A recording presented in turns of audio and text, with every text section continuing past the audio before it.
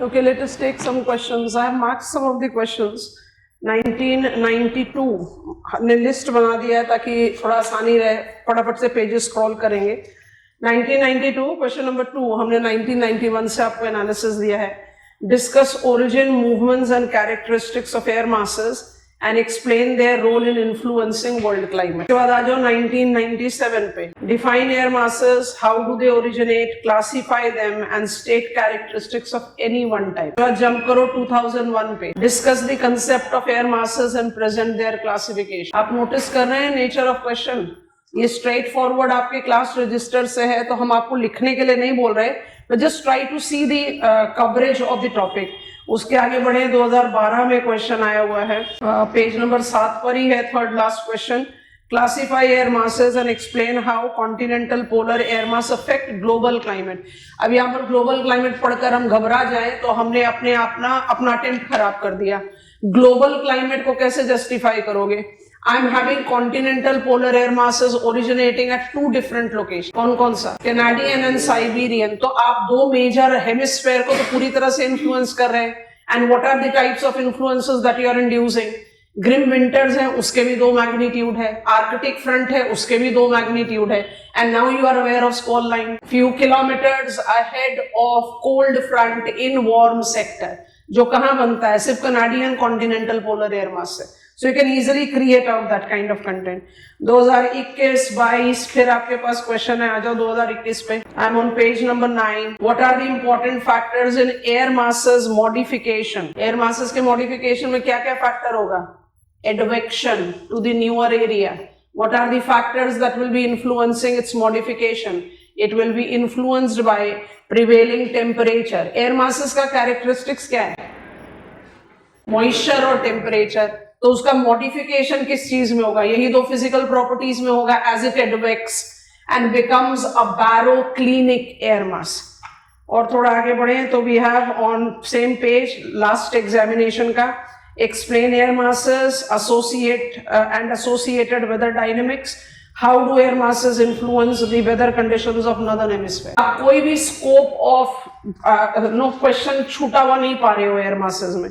अच्छा, इसके बाद जो हम आपको क्वेश्चन करवाना चाह रहे हैं एज असाइनमेंट क्वेश्चन, उसको देखते हैं. 1995 पर पहुंच रहे हैं. साइक्लोन पर क्वेश्चन है. वेदर इफेक्ट पर क्वेश्चन आने से क्या होता है? एलिमेंट्स अपने आप कवर होते हैं. तो 1995 का क्वेश्चन है, explain and illustrate the life cycle of temperate cyclone. Life cycle है ना, क्या करोगे? जैकोब जर्किन्स के 6 स्टेजेस लिखोगे. उसके बाद है and also describe weather associated with it. 2 तरीके से आंसर लिखा जा सकता है. लाइफ साइकिल लिखते लिखते वेदर डालो, हम एडवाइस नहीं करेंगे.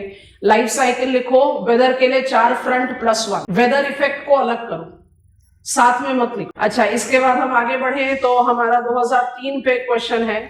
I think this question you should attempt. ये 2003 में भी है, फिर 15 में भी है, फिर 19 में भी है. मतलब ये क्वेश्चन रिपीटेड नॉर्म पर है. मेरे ख्याल से आप लोग को ये वाला एक क्वेश्चन करना चाहिए. Before I read that, page number 6 पर ही अगर हम आपसे 1999 का क्वेश्चन रीड करने के लिए कहें, make a comparative study of tropical and temperate cyclone. Location पर कंपैरिजन कर दो, स्ट्रक्चर पर कंपैरिजन कर दो, वेदर इफेक्ट पर कंपैरिजन कर दो. बन गया. स्ट्रक्चर और वेदर को कंबाइन कर सकते हैं. ओके, नाउ आई रीड 2003 का question. Discuss the mechanism and significance of tricellular meridional circulation of atmosphere. Mechanism क्या है? Every surface low will have upper air high, every surface high will have upper air low, and because we have planetary pressure purview as 7, so combining both the hemisphere I have got 6 meridional circulation. Meridional circulation is one dimension of study of atmospheric circulation, the other being zonal. आपसे importance पूछ रहा है तो आपको importance में weather influence के बारे में लिखना चाहिए कि हेडले सेल का rising arm wet equatorial condition develop करता है, सबसाइडिंग आर्म सब ट्रॉपिकल डेजर्ट डेवलप करता है ना, दैट वे. ये आप करना चाहें तो एक क्वेश्चन कर सकते हैं. स्ट्रेट फॉरवर्ड है, ज्यादा मुश्किल काम नहीं है. 2008 का क्वेश्चन रीड कर रहे हैं. Discuss the mechanism and origin of monsoon winds. Explain the role of El Nino on monsoon circulation. Mechanism को कैसे लिखोगे? सारे थियरीज अपने दिमाग में. क्वेश्चन क्या पूछ रहा है? Discuss the mechanism and origin of monsoon winds. तो मॉनसून विंड्स का ओरिजिन है क्या? Seasonal reversal due to differential heating, exceptional went of ITCZ, south east trade as south west monsoon, यही तो है। तो सारे कंसेप्ट मेरे दिमाग में हैं, उन्हीं कंसेप्ट को अप्लाई करते जाना है। लास्ट में आपसे पूछ रहा है इफेक्ट ऑफ एल नीनो, तो आपको वॉकर सेल गेटिंग मॉडिफाइड पर रोक देना पड़ेगा। यहां पर आपके लिए कोई जरूरी नहीं है कि आप एमजेओ और आईओडी के बारे में लिखेंगे। आप क्लासिकल कंसेप्ट्स बताइए, ओरिजिन आ गया, और उसके बाद एल नीनो का इन्फ्लुएंस में कैसे साउथ ईस्ट ट्रेड इन्फ्लुएंस होता है, and thus there is influence on south west monsoon. आप ऐसे करके आंसर क्रिएट करते। ओके, 2010 का क्वेश्चन हमने क्लास में बात करी थी, बट रीड कर देते हैं, तीनों ही क्वेश्चन रीड कर देते हैं। शॉर्ट लेंथ क्वेश्चन आए इन्वर्जन ऑफ टेम्परेचर पर।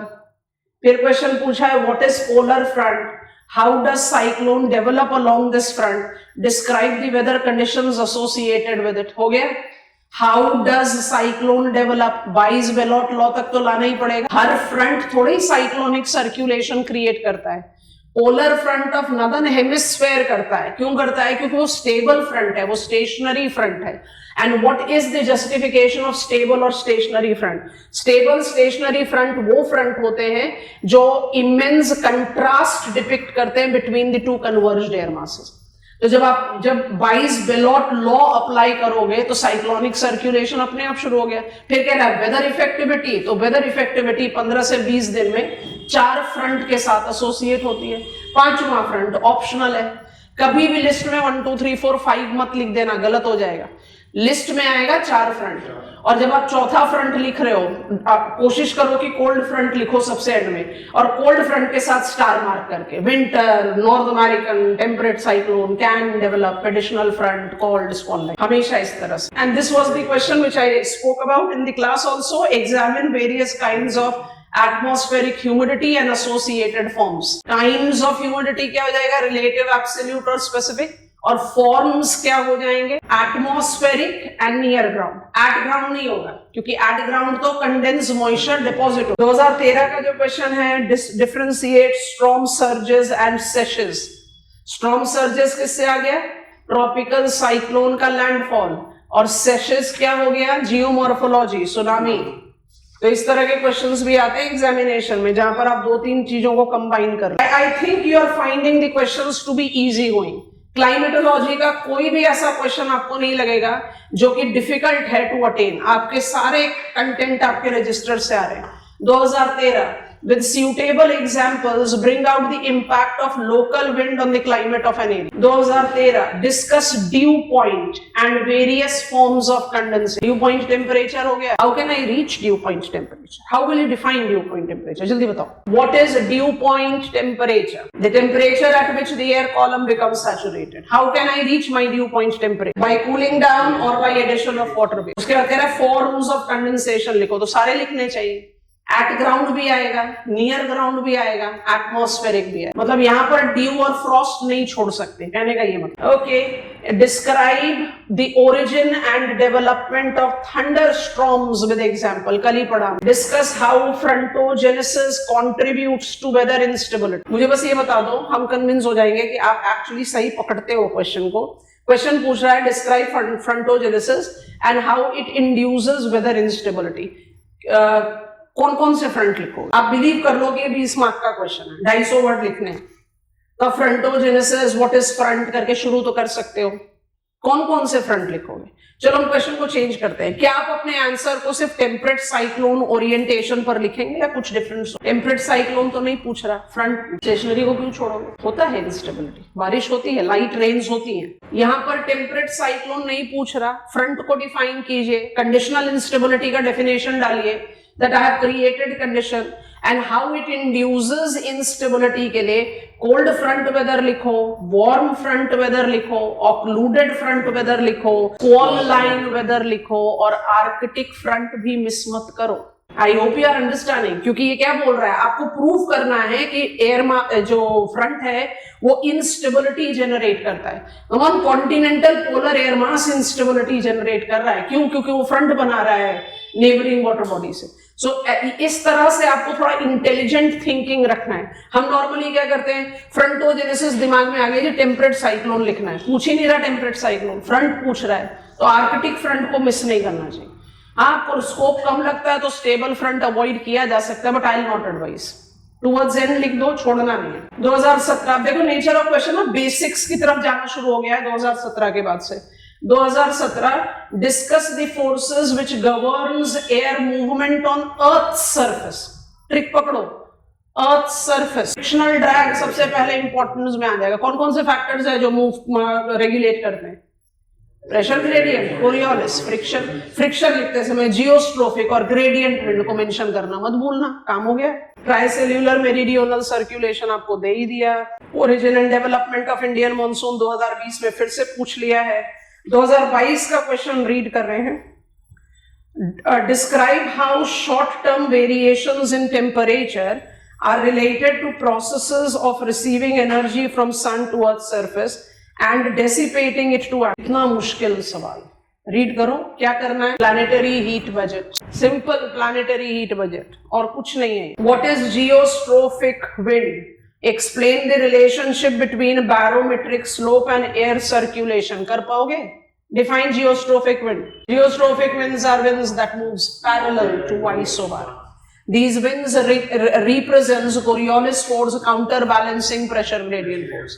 This is because wind is of higher velocity and thus Coriolis effect is strong. Such winds are typical to higher altitude where frictional drag is not there. Such winds develops garland. We have 4 garland. We call them jet streams. आपको पता है आपको कैसे characteristic करिए। 2 question दिया आपको, एक local wind दिया। Let us begin with our empirical climatic classification scheme. Empirical climatic classification scheme को आप कैसे justify कर रहे हैं?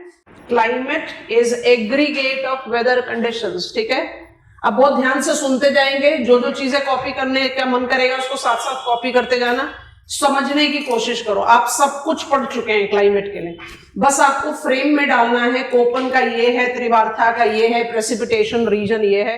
That is what we have to do. So I concluded yesterday's class saying climate classification जो है इसको हम 3 प्रिंसिपल कैटेगरीज में डिवाइड कर सकते हैं। कौन कौन सी? एक होती है जेनेटिक, एक होती है एम्पेरिकल और एक होती है अप्लाइड। जो हम climatologist, we are ultimately regional climatologist. हमारा मेजर फोकस ऑफ स्टडी क्या रहता है कि भाई एक एरिया का क्लाइमेट दूसरे से अलग कैसे है, हम कैसे डिस्टिंग्विश करें।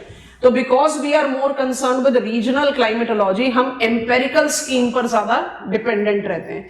एम्पेरिकल स्कीम का जो टॉर्च बियरर है वो है Vladimir Köppen, German climatologist. Vladimir Köppen ने 1931 में अपना पहले क्लासिफिकेशन स्कीम दिया और 36 में उसको मॉडिफाई किया। 36 का मॉडिफिकेशन भी मेरे नॉलेज में होना चाहिए, क्योंकि इन मॉडिफिकेशन ही added height, altitude. In all, he has given us 6 different types of climate, major climate, उसके सब कैटेगरीज है, और ये 6 different types of climate alphabetical symbol based है। अगर हम 10 मिनट का समय डिवोट करके अल्फाबेटिकल सिंबल से अपने आप को थोड़ा सा फेमिलियर कर ले, कोपन्स क्लासिफिकेशन फिर मेरे लिए बहुत आसान हो जाता है समझना। So we want to do that. अभी जो हम आपको समझा रहे हैं वो शायद आपको कभी आंसर में लिखना ना पड़े कि A stands for tropical and B stands for dry, क्योंकि इस क्लासिफिकेशन की वैल्यू इतनी ज्यादा है कि आपके पास प्लेंटीफुल इंफॉर्मेशन है लिखने के लिए। बट ये नॉलेज में हो जाए तो पिकअप करना थोड़ा आसान होता है। तो I am creating that lab sitting task, ठीक है? ओके, सो 2 चीजें बनती जाएंगी हमारे सामने, टेबल और एक ग्रिड। ग्रिड मेरा बेस ग्रिड रहेगा, उसी के बेसिस पर हम how do I use it on map उसको ग्रेजुअली समझाएंगे। So empirical scheme proposed by Vladimir Koppen. I am writing almost every important thing है, आप समझते जाएंगे और उसका कॉपी डाउन करते जाएंगे। 1931 में ही proposed his first climatic classification scheme, और इस क्लाइमेटिक क्लासिफिकेशन स्कीम में इन्होंने हमें 5 मेजर क्लाइमेट बताए। 36 में ही एडेड ऑल्टीट्यूड। तो हम 31 और 36 दोनों को ऐड करके अल्फाबेटिकल सिंबल्स को डिनोट आउट करें, ध्यान से नोटिस करना। So what are the climate type that he has given us? Main climate type capital A B C D E, ये 1931 मेरा है, और 36 में ही एडेड H। तो हमने 36 के एडिशन को बबल में डाल दिया। ये जो कैपिटल लेटर्स डिनोट कर रहे हैं ये प्रिंसिपल टाइप्स ऑफ क्लाइमेट है। अब ये कन्वेंशनल सिंबल नहीं है, ये स्कॉलर की चॉइस थी कि वो किस क्लाइमेट को कौन सा नाम देना चाहते हैं। तो what kind of name he has given, अब ये नाम को भी डिकोड करना है, उसके लिए हम क्रिएट कर रहे हैं अपना बेस डायग्राम। हम इस डायग्राम को हटा देंगे थोड़ी देर में। आप मुझे टॉरेट जोन, टेम्परेट जोन और फ्रिजिड जोन का डिमार्केशन देंगे, ठीक है। नदर्न हेमिस्फीयर बना रहे हैं, mirror will be for southern hemisphere. I will remove it in a while. अभी हम सिर्फ एक बेस क्रिएट करना चाह रहे हैं, या हम इसी को मेंटेन कर लेंगे, लेट विल डिसाइड। चलो 0 डिग्री से हम गए 30 डिग्रीज तक। ये कौन सा लैटिट्यूड है, कौन सा थर्मल जोन है क्लास? टॉरेड, या इसको आप ट्रॉपिकल बोल सकते हैं अगर कोई सब डिविजन नहीं लेना है। ओके 30 से 60 डिग्रीज तक क्या होता है? टेम्परेट। और 60 से 90 डिग्रीज होता है फ्रिजिड। 60 से 90 डिग्रीज फ्रिजिड में लैंड वाटर क्लाइमेटोलॉजिकल डिफरेंस नहीं होता। वार्म फ्रंट वेदर में हम ऑलरेडी स्टडी कर चुके हैं। इसको आप सब डिवाइड कर सकते हो लैटिट्यूडनली 3 लेवल्स पर, 70, 80 एंड 90। ये मेरा एक हाइपोथेटिकल लैंड है, ये ग्लोब नहीं है, एक हाइपोथेटिकल लैंड है। इसको आप कैसे इस्तेमाल करते हो थोड़ी देर बाद समझाएंगे। अब सब डिविजन्स डाल रहे हैं। 0 से 10 डिग्रीज तक के बेल्ट को हम इक्वेटोरियल बोल सकते हैं। यहां पर मेरे पास लैंड वाटर क्लाइमेटोलॉजिकल डिफरेंस नहीं है। 30 से 45 डिग्रीज लैटिट्यूड को हम सब ट्रॉपिकल बोल सकते हैं। हमने सब डिवाइड कर दिया। अब ध्यान से देखो, 10 डिग्रीज से लेकर 60 डिग्रीज तक अनइक्वल लैंड वाटर इन्फ्लुएंस है। मतलब इस पार्ट को आप क्या बोलेंगे? Tropical east margins of land. Monsoon पढ़ा आपने, इसको क्या बोलेंगे? Tropical west margins of land. Desert बताया था ना। ये सब ऑफ अस। सो ये मेरे 3 लैटिट्यूड हैं जहां पर लैंड वाटर डिवाइड अप्लाई होता है। ये लॉजिक है क्लासिफिकेशन का, ठीक है। ओके इस पर इसको डिकोड करने की कोशिश करते हैं। ये लेवल 1 ऑफ अल्फाबेटिकल सिंबल्स है। इसके बेसिस पे धीरे धीरे ये बनता जाएगा, फिर हमारा ये बेस डायग्राम रहेगा।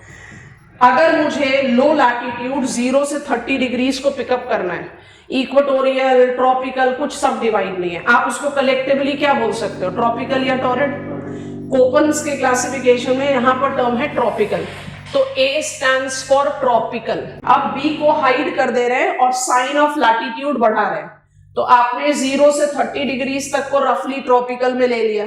अब आप साइन ऑफ लैटिट्यूड बढ़ाओ, आपको नेक्स्ट क्या दिखाई देगा? सब ट्रॉपिकल। फिर क्या दिखाई देगा? टेम्परेट। फिर क्या दिखाई देगा? पोलर, फ्रिजिड, ठीक है। डिवाइड करते हैं। What is C type of climate?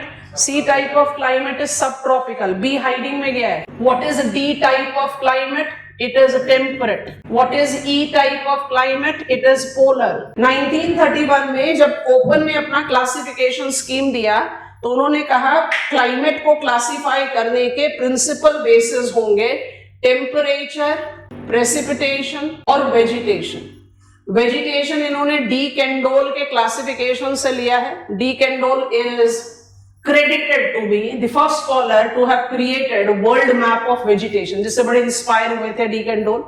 1900 में 1900 AD में ये वर्ल्ड का वेजिटेशन क्लासिफिकेशन पहली बार पब्लिश हुआ। तो कोपन ने अपने सारे प्रिंसिपल क्लाइमेट टाइप के साथ वेजिटेशन ऐड कर दिया। तो ओरिजिनल स्कीम में इनकी क्लासिफिकेशन के 3 बेसिस है, क्योंकि वेजिटेशन इन्होंने सारे क्लाइमेट के साथ ऐड किया तो एक यूनिवर्सल काइंड ऑफ थिंग हो गया। साइड में हटा दो, बच गए टेम्परेचर और प्रेसिपिटेशन। आपके सामने क्लाइमेट टाइप के 4 नाम लिख दिए। Do I sound correct? ये चारों टेम्परेचर बेस्ड है। यस ऑल ऑफ अस। कौन सा बेस है जिसको जगह नहीं मिली? कौन सा बेस है जिसको जगह नहीं मिली? प्रेसिपिटेशन।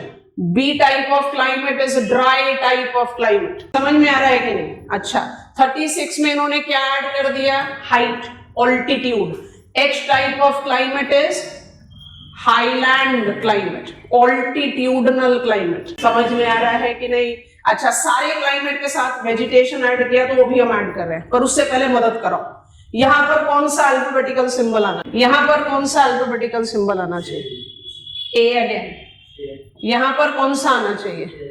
ए अगेन। ट्रॉपिकल है ना? ट्रॉपिकल। अभी तो मेरे को ज्यादा नॉलेज नहीं है, ट्रॉपिकल है। ये क्या होना चाहिए? खबरदार से गड़बड़ करी। बी डेजर्ट है, सहारा डेजर्ट, बी, शाबाश बी। अब आप आगे सब ट्रॉपिकल में, सब ट्रॉपिकल में जो कॉन्टिनेंटल इंटीरियर है गोबी डेजर्ट है, हमने इसको बी डाल दिया। इन दोनों को कौन सा सिंबल दोगे? सब ट्रॉपिकल है ये, सी। सब ट्रॉपिकल क्लाइमेट, सब ट्रॉपिकल क्लाइमेट। आप टेम्परेट पर हैं, अप्लाई करो, इतनी नॉलेज आपको हो चुकी है। ये मेरा अपर गिनिया है, ये मेरा सहारा डेजर्ट है, ये मेरा मेडिटेरेनियन सी है और ये मेरा वेस्टर्न यूरोप है। याद आ रहा है कि नहीं? और रिकॉल करेंगे, वेस्टर्न यूरोप मंचूरिया के मुकाबले में गर्म है। क्यों? क्योंकि सारे साल भर वार्म ओशियानिक करंट और प्रिवेलिंग विंड के इन्फ्लुएंस में रहता है। तो आप हो टेम्परेट पर फिर भी आप सी है, पर यहां पर आप डी है। समझ में आ रहा है? ये आप नहीं जानते, हम अपने आप लिख दे रहे हैं, कॉन्टिनेंटल क्लाइमेट है, ड्राई है। अब ये वाला बेल्ट को याद करो, कल हमने वार्म फ्रंट वेदर के साथ इसको पढ़ा। आप इसके दोनों नाम बता दो मुझे। टाइगा, वार्म सब पोलर। अब तीसरा नाम कोशिश करो, क्या हम इसको कोल्ड टेम्परेट बोल? कोल्डर टेम्परेट, वार्मर सब पोलर, सब रिलेटिव नाम हो गया ना, क्योंकि कोपन इसको टेम्परेट में ले रहे हैं, तो हम यहाँ डी डाल देते हैं। अब बताओ इन दोनों में क्या डालना चाहिए? एच क्यों नहीं है इस ग्रिड में? क्योंकि ये 2 डायमेंशनल ग्रिड है। जहां माउंटेन होगा वो एच है। Mount Kilimanjaro in equatorial belt, mount Everest, mount McKinley, जहां पर हाइट आ जाएगा वहां एच आ जाएगा, इसलिए एच नहीं प्लॉट होगा यहाँ पर। अब सबसे पहले देखो first level of alphabetical symbol. 3 जगह ए लिखा हुआ है, 3 जगह बी लिखा हुआ है, 3 जगह सी लिखा हुआ है, 2 जगह डी लिखा हुआ है, 2 जगह ई लिखा हुआ है। क्लाइमेट सेम तो नहीं हो सकते, इसका मतलब अल्फाबेटिकल सिंबल्स में अभी कुछ और ऐड करना है। अभी कुछ और ऐड करने से पहले डी कैंडोल का वेजिटेशन क्लासिफिकेशन लिया, level 1 alphabetical symbol, 6 types of climate combining 31 and 36। Tropical के वेजिटेशन को कहा मेगाथर्मल, ड्रायर वेजिटेशन को कहा ज़ेरोफाइट्स। ये बस नॉलेज के लिए होना चाहिए, वेजिटेशन तो बायोज्योग्राफी में पूरे डिटेल्स में पढ़ेंगे। सब ट्रॉपिकल को आप बोल रहे हो मेसोथर्मल, टेम्परेट को आप बोलते हो माइक्रोथर्मल। मतलब these are the vegetation types as outline by de Candolle and taken up by Koppen. Polar को, ये टर्म हम नॉर्मली यूज नहीं करते, हेल्किसोथर्म। और हाईलैंड को आप मुंटेन वेजिटेशन में डिमार्केट आउट करते। लेवल 1 का अल्फाबेटिकल सिंबल तैयार हो गया। How many symbols? सब अपर केसेस 6। कितने प्लॉट हो गए? 5। पर ये रिपीटेड है, इसका मतलब अभी और कुछ ऐड करना है। सबसे पहले ये वाली लिस्ट कॉपी करो, ये अभी रेडी नहीं है, छोड़ देना। लेवल 1 जल्दी कॉपी करके हमें गो अहेड दो। ये इंट्रोडक्टरी इंफॉर्मेशन है, कितना वंडर्स प्ले करेगा आगे आप खुद ही देख लेना। Empirical climatic classification scheme proposed by Vladimir Köppen incorporates 6 principal categories of climate, all denoted with upper cases of alphabetical symbols. A as in tropical, B as in dry, C as in subtropical, D as in temperate, E as in polar, H as in mountain, montane, highland. He was inspired with the work of De Candolle, so he has added vegetation to each type. अब principal categories तो हमें मिल गए, पर हमें पता चल रहा है उसको प्लॉट करने पर कि ये अपने आप में कंप्लीट नहीं है, तो हमें इसको लेवल 2 और लेवल 3 के अल्फाबेटिकल सिंबल्स के साथ रोप इन करना पड़ेगा। आगे बढ़े, ध्यान से नोटिस करते हैं, ये डायग्राम रहने देते हैं, आप ही के मदद से इस डायग्राम को धीरे धीरे आगे बढ़ाएंगे। अब मुझे वेजिटेशन का काम नहीं है, रिमूव कर दिया। मेरे पास डी कोडिंग हो चुकी है ऑलरेडी लेवल 1 अल्फाबेटिकल सिंबल की, तो इनके मीनिंग्स को भी रिमूव कर दिया। अब लेवल 2 अल्फाबेटिकल सिंबल किस क्लाइमेट पर अप्लाई नहीं होता? एच पर। तो लेवल 2 आते समय एच रिमूव हो गया हमारे रेडार से। एच मतलब मुंटेन, काम खत्म, इसके आगे और कुछ नहीं। मेरे पास बच गए 5 क्लाइमेट टाइप्स। ये पांचों क्लाइमेट टाइप पर लेवल 2 अल्फाबेटिकल सिंबल्स लगे हैं। Level 2 alphabetical symbols both upper and lower cases हैं, जिसमें upper cases of alphabetical symbol B और ई टाइप ऑफ क्लाइमेट के साथ लगते हैं। बी को डिकोड करो जल्दी से, ड्राई, और ई को डिकोड करो, पोलर। बी और ई के साथ सेकेंड लेवल अल्फाबेटिकल सिंबल अपर केसेस होंगे, आप इनको चेंज नहीं कर सकते हो। और क्योंकि सेकेंड लेवल है तो बी के बाद लिखा जाएगा बी डब्ल्यू या बी एस। वैसे ही ई के बाद लिखा जाएगा ई टी या ई एफ। ये आसान है, यहां से शुरू करते हैं। T is standing for tundra and F is standing for frosted. जल्दी से मदद करा दो, ई के साथ कहां पर टी फिट इन कर दे और कहां पर F. This is tundra and this is frosted. हो गया क्लाइमेट टाइप डिफाइन, ठीक है, ओके। अब W stands for desert, arid, और S stands for steppe। steppe का मतलब होता है सेमी एरिड, डेजर्ट नहीं है, सेमी एरिड है, ड्राई पर है, ठीक है। चलो मदद करो, कहां कहां डालें? B के साथ W किधर डाल दे? Tropical west margins of land, ऐसे करके बात करना है। Tropical west margins of land, ये मेरा बना Sahara desert. Sub tropical continental interiors, ये मेरा बना गोबी डेजर्ट। और टेम्परेट ग्रासलैंड्स, मुझे उनके बारे में ज्यादा जानकारी नहीं है, मैंने सीधा सीधा एस डाल दिया। सेमी एरिड, डेजर्ट नहीं है, ठीक है। अच्छा, अब मेरे पास कौन कौन से क्लाइमेट बच गए? ए सी डी, डी कोड करो। ट्रॉपिकल, सब ट्रॉपिकल, टेम्परेट। ए सी और डी टाइप ऑफ क्लाइमेट के साथ कोई भी इन चारों में से लोअर केसेस अल्फाबेटिकल सिंबल्स लग सकते हैं। अब ये कौन से हैं? ए सी और डी के साथ आप लगा सकते हैं small F, small M, small S या स्मॉल डब्ल्यू। आसान तरीके से डिकोड करना बता रहे हैं, ध्यान से सुनेंगे। F, precipitation very well distributed throughout the year। Small F का क्या मतलब है? वेल डिस्ट्रीब्यूटेड रेन्स, ठीक है। अच्छा, यहां पर 2 मिनट के लिए रुककर ये देख लेना, बस हम इतना ही लिख रहे हैं, through out the year by default. 2 minute के लिए रुककर सोचना, अगर अपर और लोअर केसेस को मिक्स कर दिया तो कितना बड़ा ब्लंडर हो गया। अगर आपने कैपिटल ई के साथ स्मॉल एफ लिख दिया, E polar and precipitation throughout the year, कितना बड़ा ब्लंडर हो गया। इक्वेटोरियल क्लाइमेट, ए ट्रॉपिकल, लिखना क्या चाहिए? स्मॉल एफ, और आपने गलती से लिख दिया नहीं, कैपिटल एफ। तो ट्रॉपिकल क्लाइमेट जो फ्रॉस्टेड है सारे साल भर, मतलब लोअर अपर केसेस को आप चेंज नहीं कर सकते। That is what I want to prove, ठीक है, ओके। अब डिकोड कर दिया तो अप्लाई कर सकते हैं बहुत आराम से। इक्वेटोरियल क्लाइमेट सारे साल भर बारिश होती है, I am sorry, equatorial climate सारे साल भर बारिश होती है, तो ए और एफ हो गया। यूरोप में सारे साल भर ऑन शोर वेस्टर्लीज है, और वार्म फ्रंट वेदर टाइगा में सारे साल भर बारिश करता है। यस नो, समर्स में जाएगा ना टूंड्रा पर वार्म फ्रंट, सारे साल भर तो टाइगा पर ही रहेगा वार्म फ्रंट प्रेसिपिटेशन। तो 3 जगह मैंने स्मॉल एफ डाल दिया। एफ क्या है? Well distributed rain. एम क्या होगा? मॉनसूनल, मतलब और डिकोड करो, monsoonal 70% of annual rain confined in 3 to 4 months of the year. Symbol आ गया। अगर स्मॉल एम नहीं हो, अगर स्मॉल एम नहीं हो तो कौन सा बेस्ट सिंबल होगा? हम ये 2 को डिकोड कर रहे हैं। Small S stands for dry summers and small w stands for dry winters। आप इसको और आगे बढ़ा सकते हैं। Small s dry summers with winter concentrated rain, समझ में है? और स्मॉल w क्या हो गया? dry winters with summer concentrated rain। अगर मॉनसूनल क्लाइमेट का सिंबल m नहीं हो तो क्या हो सकता है? Best second match w। ये आपका सवाना क्लाइमेट, ये आपका Mediterranean climate, on long hot summer drought, winter concentrated rain. ये आपको पता नहीं है इसलिए हम अपने आप लिख दे। देखो डिकोड हो गए।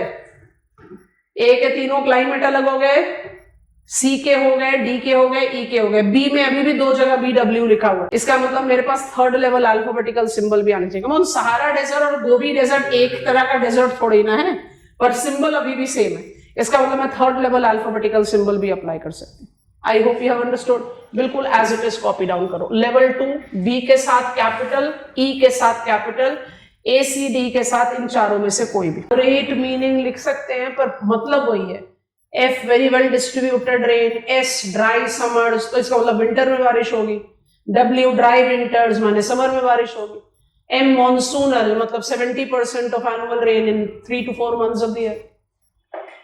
जिस तरह से याद रह जाए वो ज्यादा अच्छी बात होती है। ये हो गया। अब जो थर्ड लेवल अल्फाबेटिकल सिंबल है उसमें बहुत बेसिक मिनिमल रखेंगे, तो वो दो चीजों में काम आएगा, एक सहारा और गोबी डेजर्ट को अलग करने में, स्टेपी क्लाइमेट को अलग करने में भी काम आएगा, और दूसरा हम उसको क्रिटिसिज्म में बाद में इस्तेमाल करेंगे। ठीक है, अब हम बढ़ रहे हैं फाइनल लेवल पर। हमारा डायग्राम ऑलमोस्ट रेडी है। फाइनल लेवल क्या है? लेवल 3। लेवल 3 अल्फाबेटिकल सिंबल के लिए क्या करेंगे? एक और क्लाइमेट टाइप को रिमूव कर देंगे, ये मीनिंग हटा देते हैं, जगह बच जाएगी। सो हम एक और क्लाइमेट को हटा देते हैं when it comes to level 3 of alphabetical symbol. कौन सा? ई कंप्लीट हो गया। अब मेरे पास बच गए 4 क्लाइमेट। अब इन 4 क्लाइमेट में मेरा लेवल 3 ऑफ अल्फाबेटिकल सिंबल जो बी के साथ लगता है वो अपने आप में यूनिक है। लेवल 3 ऑफ अल्फाबेटिकल सिंबल जो बी के साथ लगेगा, या तो वो लगेगा स्मॉल के, या तो वो लगेगा स्मॉल एच। एयर मासेस को रिकॉल करो। K, cold, something which is related to cold. तो K stands for summer temperature less than 18 degrees Celsius and H will be summer temperature more than 18 degrees Celsius। याद रखना, desert हमेशा different temperature condition show करता है with rest of the area.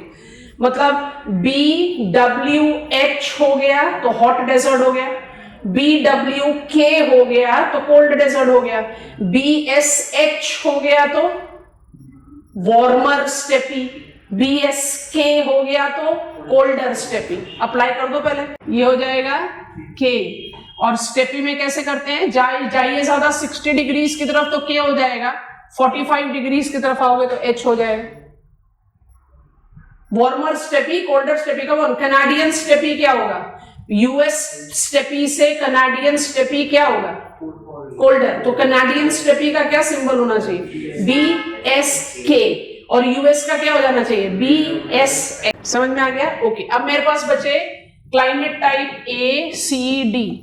उनमें F, M, S और W second level का alphabetical symbol लगाने के बाद आप थर्ड लेवल के अल्फाबेटिकल सिंबल लगा सकते हो, और ये हैं small a, small b, small c, small d। अब इसको कैसे डिकोड करेंगे? अब जो चीज हम आपको टिप दे रहे हैं उससे इसका कुछ लेना देना नहीं है, बट याद हो जाएगा बड़े आराम से। Small a, b, c, d को आप कैसे डिकोड करें? क्या चेंज महसूस करोगे अगर आप साइन ऑफ लैटिट्यूड बढ़ा रहे हो, मतलब आप लो लैटिट्यूड से हाई लैटिट्यूड जा रहे हो? Nothing to do with symbol, उसको डिकोड करना आसान हो जाएगा। समर की ड्यूरेशन और समर की इंटेंसिटी में क्या चेंज आएगा? लो लैटिट्यूड से हाई लैटिट्यूड की तरफ जा रहे हो, समर की ड्यूरेशन और इंटेंसिटी में क्या फर्क आएगा? कम होती जाएगी। और विंटर की इंटेंसिटी और ड्यूरेशन बढ़ती चली जाएगी। बस इसको अपने दिमाग में रखो। अब हम डिकोड कर रहे हैं। What is small d? Long hot summers with summer temperature more than 22 degrees Celsius. B, long but warm summers with summer temperature less than 22 degrees Celsius. C, short and cool summers with winter temperature decreasing up to 10 degrees Celsius. मतलब काफी defined winters आ गए, है ना? And D, long cold winters with summer temperature. Summer is good for nothing, but summer temperature rising to 0 degree. Small a से small d की तरफ चलते हुए क्या दिमाग में रखा? इंटेंसिटी और ड्यूरेशन ऑफ समर्स को कम करते जाओ और इंटेंसिटी ड्यूरेशन ऑफ विंटर्स को बढ़ाते जाओ। आराम से याद रहेगा इसका मतलब क्या है। ये मेजरली इस्तेमाल होता है क्रिटिसिज्म में, पता होना चाहिए इसलिए। Please write it down. Third level of alphabetical symbols, H and K सिर्फ B के साथ इस्तेमाल होगा, A B C D A C D के साथ इस्तेमाल। दो ही चीज आपको नहीं लगेंगी, एक अल्फाबेटिकल सिंबल जो मेरे ख्याल से हमने काफी हद तक पकड़ लिया, और दूसरा कुछ नए लोकेशन, क्योंकि हमें अपने आप को मैप से फेमिलियर कराना है। बाकी आपको कोई चीज परेशान नहीं करेगी। पूरा रेपिटेशन ऑफ क्लाइमेटोलॉजी आ गया हमारे सामने। Small a, summer temperature is more then 22 degree Celsius. Small b, summer temperature will be less than 22 degree Celsius. Small D winters में टेम्परेचर 10 डिग्रीज तक कम हो सकेगा, and small D it is winter temperature, winter बहुत Grimm है और summer में आप freezing point of water के टेम्परेचर तक आ जाएंगे, इमेंसली कोल्ड। ये किसके साथ इस्तेमाल होता है? एसीडी के साथ, ठीक है। जो भी जितनी भी जगह इस्तेमाल हुई है अल्फाबेटिकल सिंबल्स को लिखने के लिए वो परफेक्ट है। ये ग्रिड साथ में ओपन स्पेस पे बनाइए, जिस तरह से हमने धीरे धीरे करके बनाया बिल्कुल वैसे बनाइए। पहले ग्रिड में बनाइए टॉरिड, टेम्परेट और फ्रिजिड जोन, फिर फ्रिजिड जोन को 3 पार्ट में डिवाइड कर दीजिए, टॉरिड को 2 में कीजिए और टेम्परेट को 2 में कीजिए, और फिर लैंड वाटर डिस्ट्रीब्यूशन अप्लाई करके 9 कैटेगरीज क्रिएट कीजिए। ये आपका बेस है क्लाइमेटोलॉजी का, रीजनल क्लाइमेटोलॉजी का। इसके हिसाब से आप कितने आसानी से अलग अलग क्लाइमेटिक रीजन्स को पिकअप कर पाओगे, इसलिए बायोम्स को पिकअप कर पाओगे, इसलिए सॉइल टाइप को पिकअप कर पाओगे, इसलिए एग्रीकल्चर को पिकअप कर पाओगे। आप खुद ही नोटिस करना, 0 से 10 degrees land water difference apply नहीं होता, 60 डिग्रीज और बियॉन्ड नहीं होता। तो 10 से 60 के बीच में 9 क्लाइमेट टाइप्स बनेंगे, east margin, west margin and continental interiors. जैसे ABC टाइप ऑफ क्लाइमेट खत्म होगा ना, बर्डन अपने आप खत्म हो जाएगा। ये हमने अपने लिए बेस तैयार कर लिया। Now we want to begin with details of Koppen's climatic classification scheme. As all of us are aware of, ये हमारा बेस डायग्राम रहेगा, 2-3 बार बनाएंगे आपकी मदद से। इसको इस्तेमाल कैसे करते हैं थोड़ी देर बाद समझाएंगे, अभी इतना क्लैरिटी से समझ में नहीं आएगा। Vladimir Koppen proposed empirical climatic classification scheme inspired with work of D. Kendall, who is credited of providing us with the first vegetation classification of world. This classification scheme was modified by the scholar in 1936. In combining them, he developed his classification scheme based on 4 parameters: temperature, precipitation, vegetation and altitude. और कितने categories of climate बताया? 6। A type, B type, C type, D type, E type and H type. हम इसी categories में पढ़ना शुरू करते हैं, ठीक है। अब ये ग्रिड आपके पास है, थोड़ी देर बाद वापस यहाँ पर आएंगे। A टाइप ऑफ क्लाइमेट, कितने सब डिवाइड है इसके? 3, ठीक है। 2 मिनट के लिए रुको। कितने सब डिवाइड है इसके? 3। एक है क्लाइमेट इक्वेटोरियल, जिसका सिंबल है ANF। दूसरा है मॉनसूनल, जिसका सिंबल है ANM। और तीसरा है सवाना, जो कि आपका कॉन्टिनेंटल इंटीरियर में दिखाई दे रहा है, उसका सिंबल है ANW, ठीक है। ठीक है, अब कुछ नहीं करना, 2 मिनट के लिए रुके रहो बस। ये क्लाइमेट कहाँ है? 10 डिग्रीज नॉर्थ से 10 degrees south. Land water divide नहीं है। 10 डिग्रीज नॉर्थ से 10 डिग्री साउथ। ये सारे साल भर वार्म और वेट रहता है, कोई सीजन साइकिल नहीं है। सारे साल भर गर्मी और सारे साल भर वेट। क्यों? मरी time equatorial air mass, absolute instability. Come on class, give me quick go ahead. समझ में आ रहा है कि नहीं? With rainfall up to 300 centimeters, well distributed. क्या important characteristics? Rainfall maximas during, जल्दी बताओ, equinoxes। क्या चीज नया है आपके लिए? कुछ नहीं। एग्जाम्पल ले लो, एक होगा selvas which is Amazon basin, और एक हो जाएगा Congo basin as your good examples of equatorial climate. कुछ नया आया तो क्या आया कि भाई अब इक्वेटोरियल क्लाइमेट को ना AF करके पकड़ो। A के साथ सेकेंड अल्फाबेटिकल सिंबल हमेशा लोअर केस आता है। ये क्लाइमेट कहां पर है? 10 degrees north to 10 degrees south. अब इसको इस्तेमाल कैसे करते हैं ग्रिड को थोड़ी देर बाद बताएंगे। As I take 10 degrees north 10 degrees south, I can encounter Amazon basin, upper Guinea, Congo basin, Indonesia, सब AF टाइप ऑफ क्लाइमेट है। क्या कैरेक्टरिस्टिक्स है इस क्लाइमेट की? कोई सीजन साइकिल नहीं, सारे साल भर गर्मी, सारे साल भर बारिश, सारे साल भर गर्मी और सारे साल भर बारिश, कोई सीजन साइकिल नहीं, तो कौन सा मैकेनिज्म अप्लाई करते हो? Absolute instability. Maritime equatorial air mass सारे साल भर गर्म कंडीशन की वजह से अपने आप राइज करेगा, कन्वेक्शनल प्रेसिपिटेशन करेगा, precipitation is very well distributed, equinoxes पे रेनफॉल मैक्सिमा होगा, क्योंकि equinoxes is when thermal and geographical equator overlaps, and thus we will be having more immense heating compared to rest part of the year. Done? हो गया काम खत्म। What is AM and AW? Location को छोड़कर, नाम को छोड़कर, बाकी आप सब जानते हैं। AM and AW दोनों रीजनल क्लाइमेट्स हैं। रीजनल क्यों है?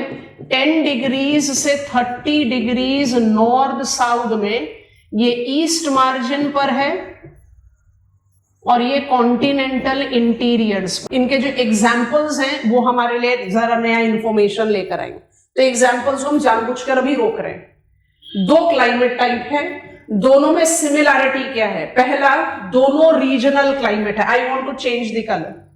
उसके बाद आप इसमें जो कॉपी डाउन करना चाहेंगे वो आप कॉपी डाउन करेंगे। दोनों रीजनल क्लाइमेट है, सिमिलैरिटी 1। दोनों का लैटिट्यूडनल एक्सटेंशन सेम है, सिमिलैरिटी 2। दोनों very well developed season cycle experience करते हैं, similarity 3, where winters are dry and summers are wet. इसको और थोड़ा सा इलाबोरेट कैसे कर सकते हैं? Winters are dry because they remain in influence of continental tropical air masses. Summers are wet because they come into the influence of maritime tropical air masses. Monsoonal mechanism, well defined season cycle. ये तो हुई similarity, but है तो दो अलग अलग climate. तो अलग अलग क्लाइमेट क्यों है? अलग अलग क्लाइमेट पहले इसलिए कि एक ईस्ट मार्जिन पर है, एक कॉन्टिनेंटल इंटीरियर पर है। ईस्ट मार्जिन पर होने की वजह से amount of precipitation more than 200 centimetres हो सकता है, मार्जिन्स पर है। कॉन्टिनेंटल इंटीरियर में 75 से 100 सेंटीमीटर से ज्यादा बारिश नहीं होती। Amount will go on decreasing with increasing continentality. समझ में आ रहा है कि नहीं? एक जल्दी से डिफरेंस आप लोग बता। It has additional mechanism of tropical cyclonic rain and it due to its continentality do not experience. इसका बेस्ट लोकेशन है इंडिया और इंडो चाइना पेनिनसुला। अभी ये नया लोकेशन, ये नया नाम है जो आपको पिकअप करने। और इसका बेस्ट लोकेशन है अफ्रीकन सवाना, जहां से नाम आया सवाना, वर्ल्ड का सबसे बड़ा सवाना क्लाइमेट। उसके अलावा कैंपोज ऑफ ब्राजील,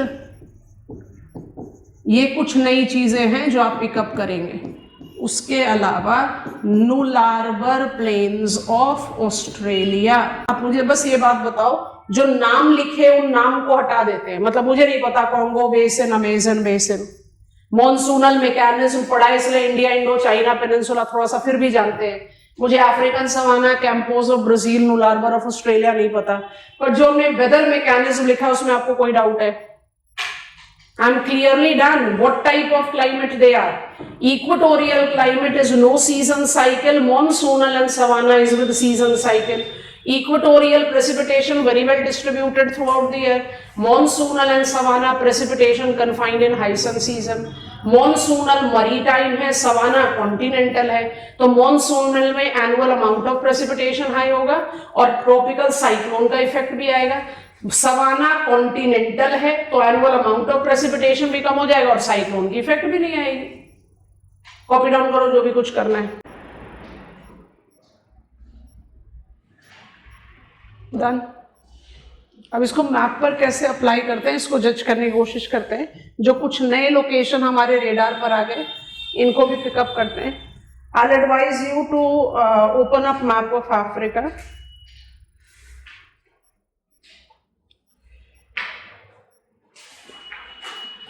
हम आपको यहाँ पर लीड दे रहे हैं, हमारे मैप पर लैटिट्यूड्स मार्क नहीं है।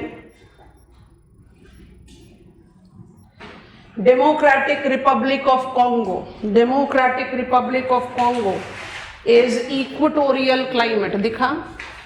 ये रहा democratic Republic of Congo equatorial climate है।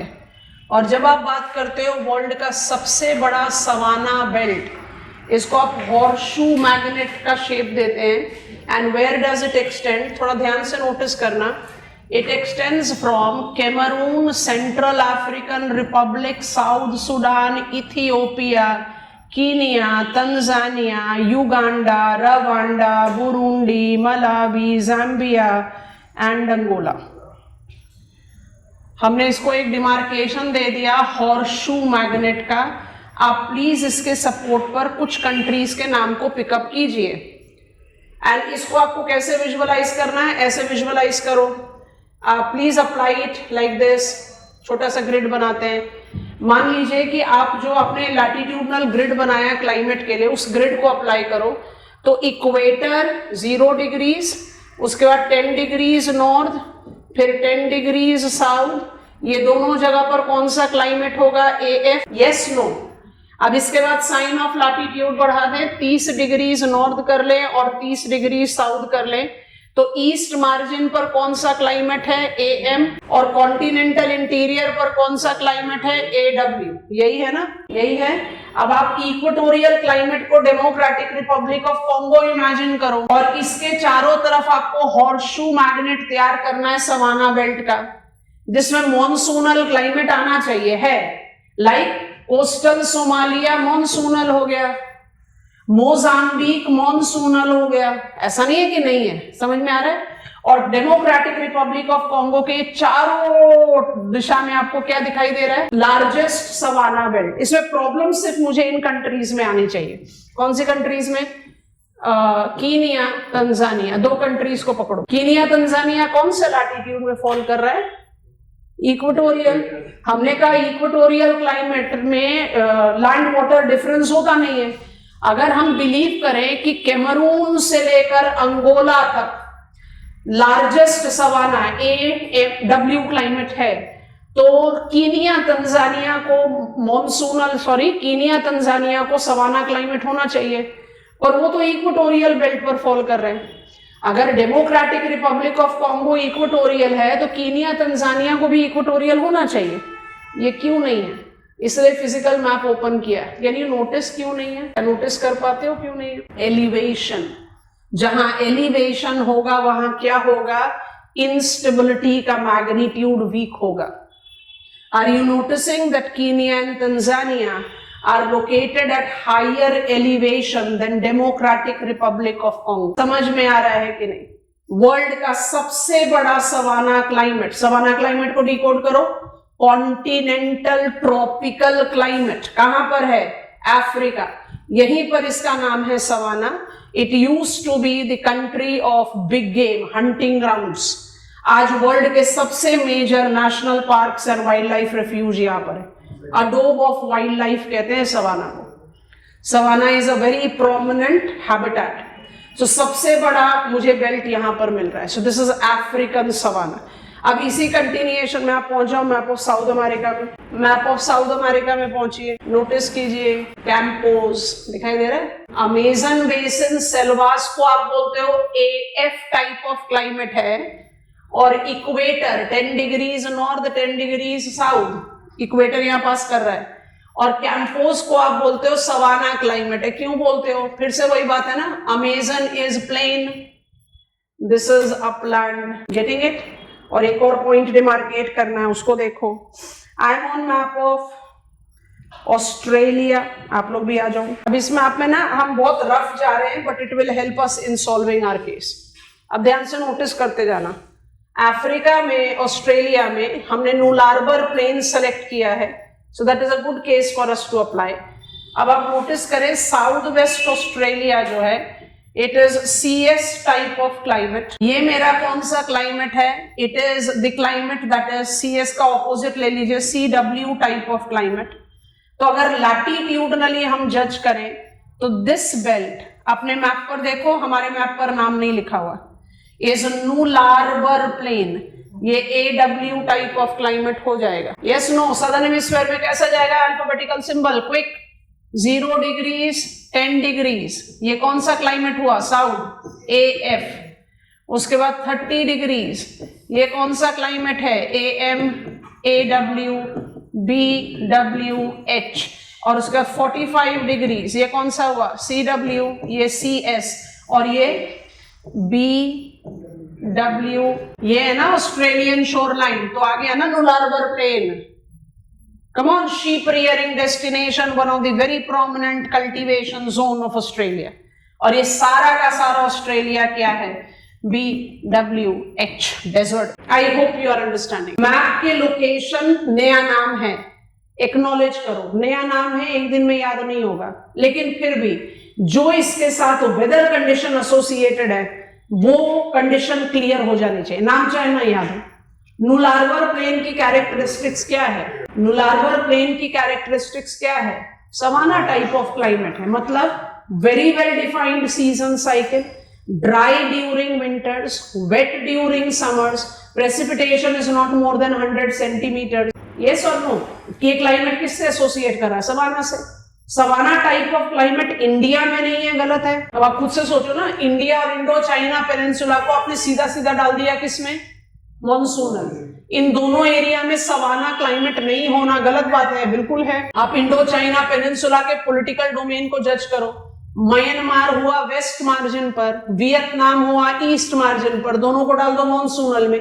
इन बिटवीन में आ जाओ कंबोडिया और लाओस में, सवाना हो सकता। इंडिया में केरला गया मॉनसूनल, नॉर्थ ईस्टर्न गया मॉनसूनल, बट तेलंगाना और विदर्भ को आप क्या बोल सकते हो? सवाना बोल सकते हो। फिर तो मैग्नीफाइंग ग्लास लेने वाली बात होगी ना। वर्ल्ड में मेरे पास ज्यादा बड़े एग्जांपल्स हैं, तो I select them. Campos, Nullarbor और African savanna is much better example than Telangana and Vidarbha on map of world. I hope it is comfortable. So savanna climate कौन सा क्लाइमेट है? मॉनसूनल का कॉन्टिनेंटल काउंटर पार्ट। और अगर वो कॉन्टिनेंटल काउंटर पार्ट है तो उसमें क्या क्या चीजें होंगी? एनुअल अमाउंट ऑफ प्रेसिपिटेशन कम हो जाएगा, ट्रॉपिकल साइक्लोन का इफेक्ट नहीं आया। हो गया ए टाइप ऑफ क्लाइमेट खत्म, समझ में आया? चलें बी टाइप ऑफ क्लाइमेट की तरफ। चलिए, B type of climate is dry climate. Board पर आते हैं। B type of climate is dry climate. Precipitation based mechanism पर सिर्फ एक प्रिंसिपल कैटेगरी है, ठीक है। इसके कितने टाइप्स हैं? दो। कौन से? BW and BS। BW is desert and BS steppe, दोनों के सब डिवाइड है, तो इसको कैटेगराइज करना पड़ेगा। तो let us create the page. I am with B type of climate. Now हमारे साथ लिख लीजिए, B type of climate is dry climate and this dry climate incorporate two principal divide। एक desert climate है जिसको आप BW बोलते हैं, और एक steppy climate है जिसको आप BS बोलते हैं। दोनों ही क्लाइमेट की सब डिविजन है और दोनों की सब डिविजन इंपॉर्टेंट है, तो हम सब डिविजन के साथ ही पिकअप कर रहे हैं। जो BW टाइप ऑफ क्लाइमेट है उसमें मेरे पास BWH, ये ट्रॉपिकल डेजर्ट है।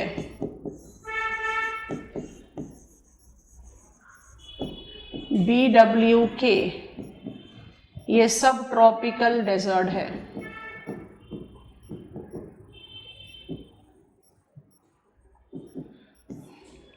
BWH permanent location of high pressure है, इसलिए हमेशा ऑफशोर विंड्स रहती हैं। प्रेसिपिटेशन अप टू 50 सेंटीमीटर्स हो सकता है, समर कंसंट्रेटेड। जब मरी टाइम ट्रॉपिकल एयर मास इराटिक एंट्री लेता है, इराटिक एंट्री क्यों लेगा? सैंड जब सडनली हीट अप हो जाएगा तो वो इराटिक एंट्री लेकर क्या कर देगा? सडन टोरेंशियल रेन, जितनी तेजी से आए उतनी तेजी से गायब। एग्जांपल्स मेरे दो, Sahara desert, the largest tropical desert of the world, and Atacama desert, the driest tropical desert of the. Precipitation permanent location of high pressure लिखा है। Come on, permanent location of high pressure, continental tropical air mass, yes no। इसके comparison में BS को बाद में जगह देते हैं, BWK के बारे में ज्यादा डिटेल्स में पहले लिख देते हैं। BWK जैसे लिखा, सब ट्रॉपिकल डेजर्ट्स हैं। सब ट्रॉपिकल डेजर्ट्स का क्या कैरेक्टरिस्टिक्स होगा? सब ट्रॉपिकल डेजर्ट्स जो हैं ये कॉन्टिनेंटल इंटीरियर्स में है। Moisture laden wind dry up हो जाती है by the time it reaches there, इसलिए अमाउंट ऑफ प्रेसिपिटेशन इंटरेस्टिंगली 0 से 30 सेंटीमीटर्स होता है, जो समर्स या विंटर्स दोनों सीजन में हो सकता है। इस डेजर्ट की अगर सिर्फ कॉन्टिनेंटैलिटी की बात की जाए तो 30 सेंटीमीटर्स तक रेन, जैसा कालाहारी डेजर्ट में होता है।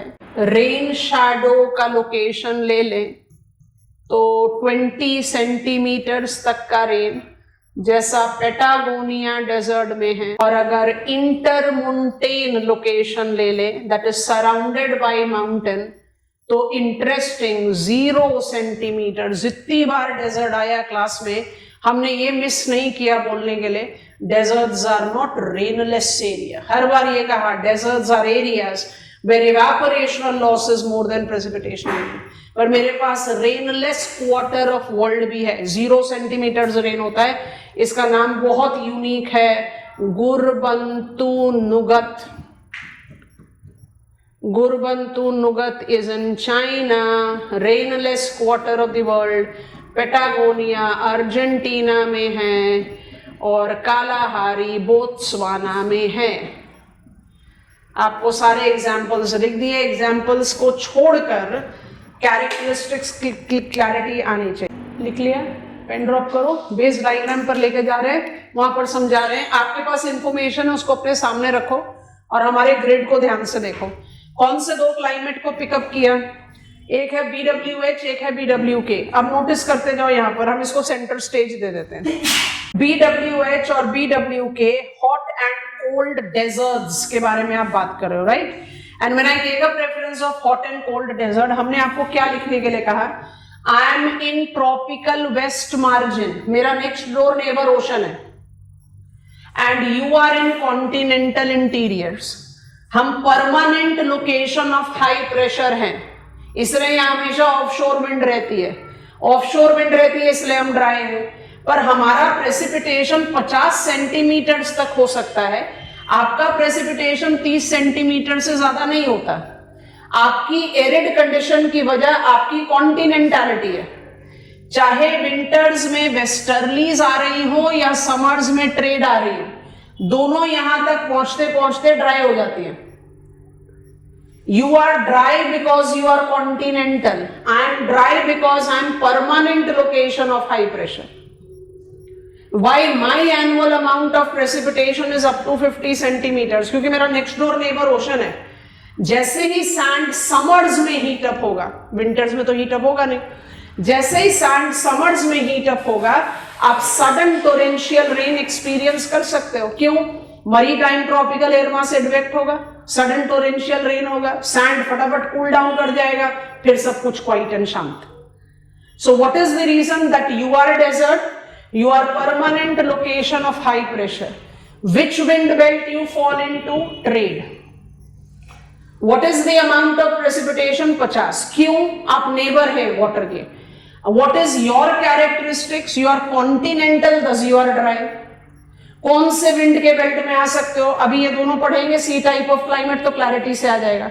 आप वेस्टर्लीज के इन्फ्लुएंस में भी आ सकते हो, ट्रेड विंड के भी इन्फ्लुएंस में आ सकते हो। मतलब आपकी बारिश सारे साल भर हो सकती है, पर आपकी बारिश 30 सेंटीमीटर से ज्यादा नहीं होगी। क्यों? Moisture laden wind dry up हो जाएगा by the time it will reach up at that location. अगर आप सिर्फ कॉन्टिनेंटल हैं तो आपका प्रेसिपिटेशन 30 सेंटीमीटर तक हो सकता है।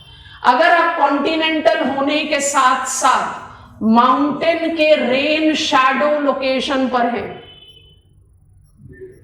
तो आपका अमाउंट ऑफ प्रेसिपिटेशन कम हो जाएगा। 20 लिखा हमने पेटागोनिया डेजर्ट। और अगर आप इंटरमोंटेन हैं, सराउंडेड बाय माउंटेन, तो आपका एनुअल अमाउंट ऑफ प्रेसिपिटेशन और कम हो जाएगा। यहीं पर गोबी सेलेक्ट करने के बजाय गुरबंतु सेलेक्ट किया, क्योंकि गोबी रेनलेस क्वार्टर नहीं है, गुरबंतु रेनलेस क्वार्टर। यहां पर 2 एग्जाम्पल लिया। Sahara because it is largest tropical desert, and Atacama, please recall करिए मॉनसूनल मैकेनिज्म को, is fringed by coldest of all east boundary current, Peruvian, and that is the reason it is driest tropical desert of the world. 50 centimetre का rainfall हो सकता है, Atacama में 12 centimetre का होता है। ये कुछ बात समझ में, दोबारा से रीड करो क्या लिखा है, हम भी उस पेज को खोल देते हैं। Tropical desert is desert because it is permanent location of high pressure. Sub tropical desert is desert because it is continental. Tropical desert में बारिश सिर्फ समर्स में होती है, सब ट्रॉपिकल में समर विंटर दोनों में हो सकती है। ट्रॉपिकल में 50 सेंटीमीटर, सब ट्रॉपिकल में 30 से ज्यादा नहीं। Sahara, the largest tropical desert of the world. Atacama, the driest tropical desert of the world. चलो आ जाओ जरा मैप ऑफ अफ्रीका में। नमीब डेजर्ट पहुंच जाओ बिना किसी इंस्ट्रक्शन के, कोल्ड ओशियानिक करंट के साथ आपको बताया था। अच्छा, नमीब डेजर्ट से सीधा एक स्टेप ईस्ट में जाओगे, कालाहारी मिल जाएगा बोत्सवाना में, है ना। अब थोड़ा सा प्रॉब्लम है ना, हमने नमीब डेजर्ट को डाला है BWH में और कालाहारी को हम गिन रहे हैं BWK में। होना नहीं चाहिए ना ऐसा। देखो, अगर आप अफ्रीका के मैप पर हो और आपको नमीब और कालाहारी डेजर्ट देखना है, ध्यान से देखना क्लास, आप सदर्न हेमिस्फेयर में है तो ये मेरा गया इक्वेटर, उसके बाद आ गया 30 डिग्रीज साउथ, फिर आ गया 45 डिग्रीज साउथ।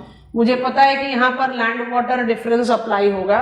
ये AF टाइप ऑफ क्लाइमेट है, ये AM है, ये CW है, ये AW है, ये BWH है, ये BWK होगा और ये CS होगा। यही है। अब नोटिस करो, अगर ये मेरा दिस इज माय नमीब डेजर्ट, तो इसके साउथ ईस्ट में कालाहारी पड़ना चाहिए, तब कालाहारी का ये सिंबल होगा। यस और नो? और कालाहारी पड़ कहाँ रहा है? सीधा ईस्ट। और हम कह रहे हैं ना कालाहारी BWH है और नमीब डेजर्ट कालाहारी BWK है और नमीब डेजर्ट BWH है। ऐसा क्यों कह रहे हैं? क्योंकि नमीब ग्रीन पर है, प्लेन, और कालाहारी टेबल लैंड पर है। Kalahari Hottentots, San Bushmen, one of the most primitive people surviving on the face of the earth, hunting, gathering. आ रही बात समझ में? Which type of desert Kalahari is? Continental BWK, 30 centimetre तक की बारिश होती है। नमीब डेजर्ट किस तरह का डेजर्ट है? BWH, कोस्टल है, 50 सेंटीमीटर तक की बारिश हो सकती है। दिख गया? पहुंचो map of South America. Argentina में पहुंचिए, सेंट्रल चिली में अटाकामा डेजर्ट को देखकर शुरुआत करो। अटाकामा इज BWH और उसके साउथ ईस्ट में जा रहे हो तो पेटागोनिया डेजर्ट मिल रहा है। पेटागोनिया मेरा एग्जांपल ऑफ BWK है, कोई प्रॉब्लम नहीं है, आराम से अलाइन हो रहा है।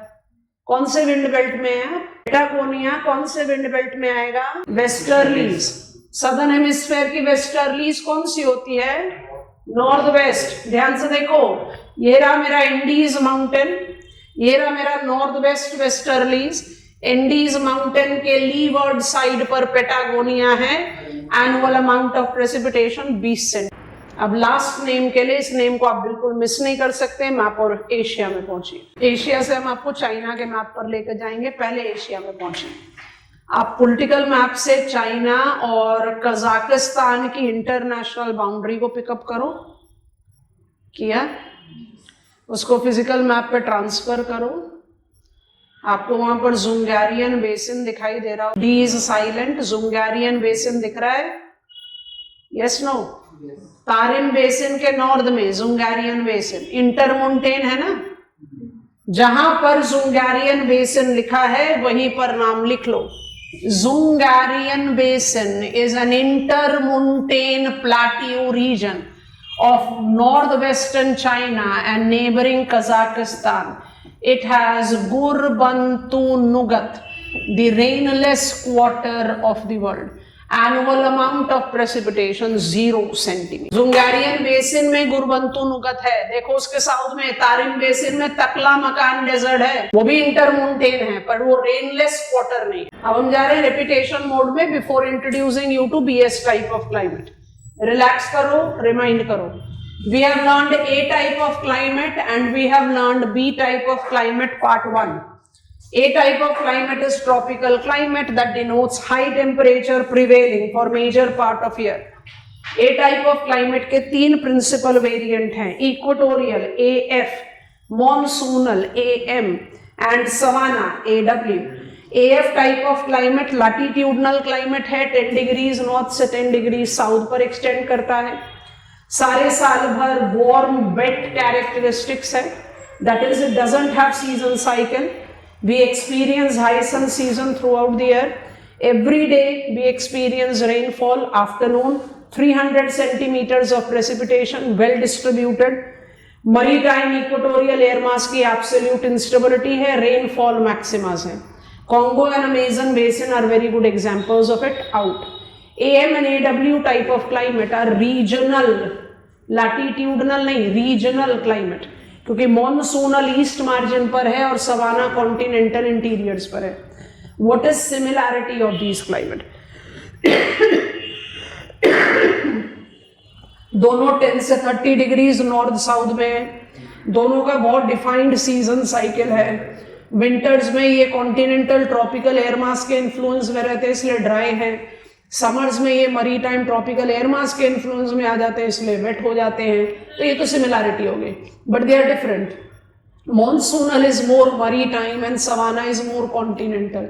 मॉनसूनल का बेस्ट एग्जाम्पल इंडिया और इंडो चाइना पेनिनसुला है. सवाना का best example African savanna, horseshoe magnet plus Campos and Nullarbor है. मॉनसूनल क्लाइमेट मरीटाइम होने की वजह से 200 सेंटीमीटर से ऊपर की बारिश एक्सपीरियंस करता है और ट्रॉपिकल साइक्लोन का इफेक्ट है. और सवाना कॉन्टिनेंटल होने की वजह से 75 से 100 सेंटीमीटर की बारिश और tropical cyclone ruled out. B type of climate is dry climate. Dry climate में डेजर्ट क्लाइमेट को BW टाइप ऑफ क्लाइमेट कहते हैं. BW टाइप ऑफ क्लाइमेट के 2 वेरिएंट हैं, BWH tropical desert and BWK सब ट्रॉपिकल डेजर्ट. ट्रॉपिकल डेजर्ट की characteristics: I am located at west margins of land, I am permanent location of high pressure, I am in perennial influence of continental tropical air mass, offshore wind, thus I am dry. During summers, when I suddenly gets heated up, I do experience advection of maritime tropical air mass. वो 50 centimetre तक का rainfall कर सकती है, but वो dependable नहीं है. Sahara desert best example है. अटाकामा ड्राइएस्ट डेजर्ट, क्योंकि वहां पर additional influence of cold oceanic current आ जाता है, तो हमने उसको ऐड कर लिया. BWK, I am subtropical desert. So temperature wise I am comparatively colder. K माने summer temperature less than 18 degrees Celsius. Why I am desert? I am continental, thus I am desert. What does that mean? By the time the moisture laden wind reaches where I am, they are sufficiently dried up. Annual amount of precipitation 30 centimetre. Summer winter दोनों में बारिश हो सकती है. अभी जैसे ही सी type of climate समझाएंगे आप बड़े आराम से समझ जाओगे समर और विंटर में बारिश का रीजन क्या है. सो अनलाइक BWH जहां सिर्फ समर में बारिश होती है, BWK में समर विंटर दोनों में हो सकती है. पर annual amount of precipitation 30 centimetre से ज्यादा नहीं है. क्यों नहीं है? क्योंकि moisture laden wind dry up हो जाती है कॉन्टिनेंटलिटी से. अगर आप सिर्फ कॉन्टिनेंटल है तो 30 सेंटीमीटर तक रेन हो सकता है. अगर आप कॉन्टिनेंटल के साथ रेन शैडो है तो अमाउंट कम होएगा. इंटरमोंटेन है तो और कम हो जाएगा. तो चाहे वो तकला मकान डेजर्ट है, चाहे वो गोबी डेजर्ट है, वहां annual amount of precipitation 20 centimetre से कम होगा. हमने सेलेक्ट करा गुरबंतु नुगत क्योंकि वो rainless water of the world, Dzungarian basin. तो यहां पर इसलिए हमने 3 एग्जाम्पल सेलेक्ट कर लिए. Kalahari desert is continental BWK, Patagonia is rain shadow BWK and Gurbantunggut is rainless quarter BW. बारिश नहीं हो रही ना, 0 सेंटीमीटर हो गए, क्योंकि रेन शैडो में क्या होगा, एडियाबैटिक वार्मिंग हो रही है. जहां से भी हवा आ रही है वो डिसेंड करके ड्राई अप हो जा रही है, बारिश कर ही नहीं पा रही. Got it? बढ़े BS की तरफ. BS टाइप ऑफ क्लाइमेट आप एक रेफरेंस ले सकते हो. ये बहुत हौच-पौच हो गया, मदद कराना नया डायग्राम बनाने के लिए. हम बना रहे हैं BS टाइप ऑफ क्लाइमेट का डिटेल्स, और BS टाइप ऑफ क्लाइमेट के डिटेल्स को इसको कहते हैं स्टेपी. याद करा देना जल्दी से, ठीक है? थोड़ा सा मदद कराओ. हम सारे लैटिट्यूड्स नहीं ले रहे, 30 से ले लेते हैं ताकि एक कंपैरिजन की शुरुआत हो जाए. 30, 45, 60। अभी मुझे इसके बियॉन्ड जाना नहीं है, इसलिए हम यहीं पर रुक जाते हैं। जल्दी जल्दी अल्फाबेटिकल सिंबल्स बता दो, क्विक। ये कौन सा क्लाइमेट है? CW। ये कौन सा है? DW। ये कौन सा है? BS। ये कौन सा है? BWK। ये कौन सा है? CS। ये कौन सा है? CF। जब हम सब ट्रॉपिकल कॉन्टिनेंटल इंटीरियर में हैं, जो अभी हम पढ़ कर हटे, तो हम डेजर्ट है। जैसे ही एक साइन ऑफ लैटिट्यूड बढ़ा दे रहे हैं, कॉन्टिनेंटैलिटी तो उतनी है, पर आप डेजर्ट नहीं है, आप सेमी एरिड क्लाइमेट हो जाते हैं। कॉन्टिनेंटैलिटी तो उतनी है, ये आपका डेजर्ट है, ये डेजर्ट क्यों नहीं है? चलो ये तो समझ में आ गया कि आप सेमी एरिड हो। सेमी एरिड क्यों हो? क्योंकि कॉन्टिनेंटैलिटी है। पर सेमी एरिड क्यों हो, एरिड क्यों नहीं हो? क्योंकि आपका एनुअल अमाउंट ऑफ प्रेसिपिटेशन जो है वो 50 से 75 सेंटीमीटर, एक्चुअली लोअर वैल्यू लेते हैं, 25 से 75 सेंटीमीटर है, जिसमें आप स्टेपी और प्रेरी को डिस्टिंग्विश करते हो एज बायोजियोग्राफर्स। हम अभी उसको डिस्टिंग्विश नहीं कर रहे, अभी हम क्लाइमेटोलॉजिस्ट हैं, तो हम H और K को डिस्टिंग्विश करेंगे।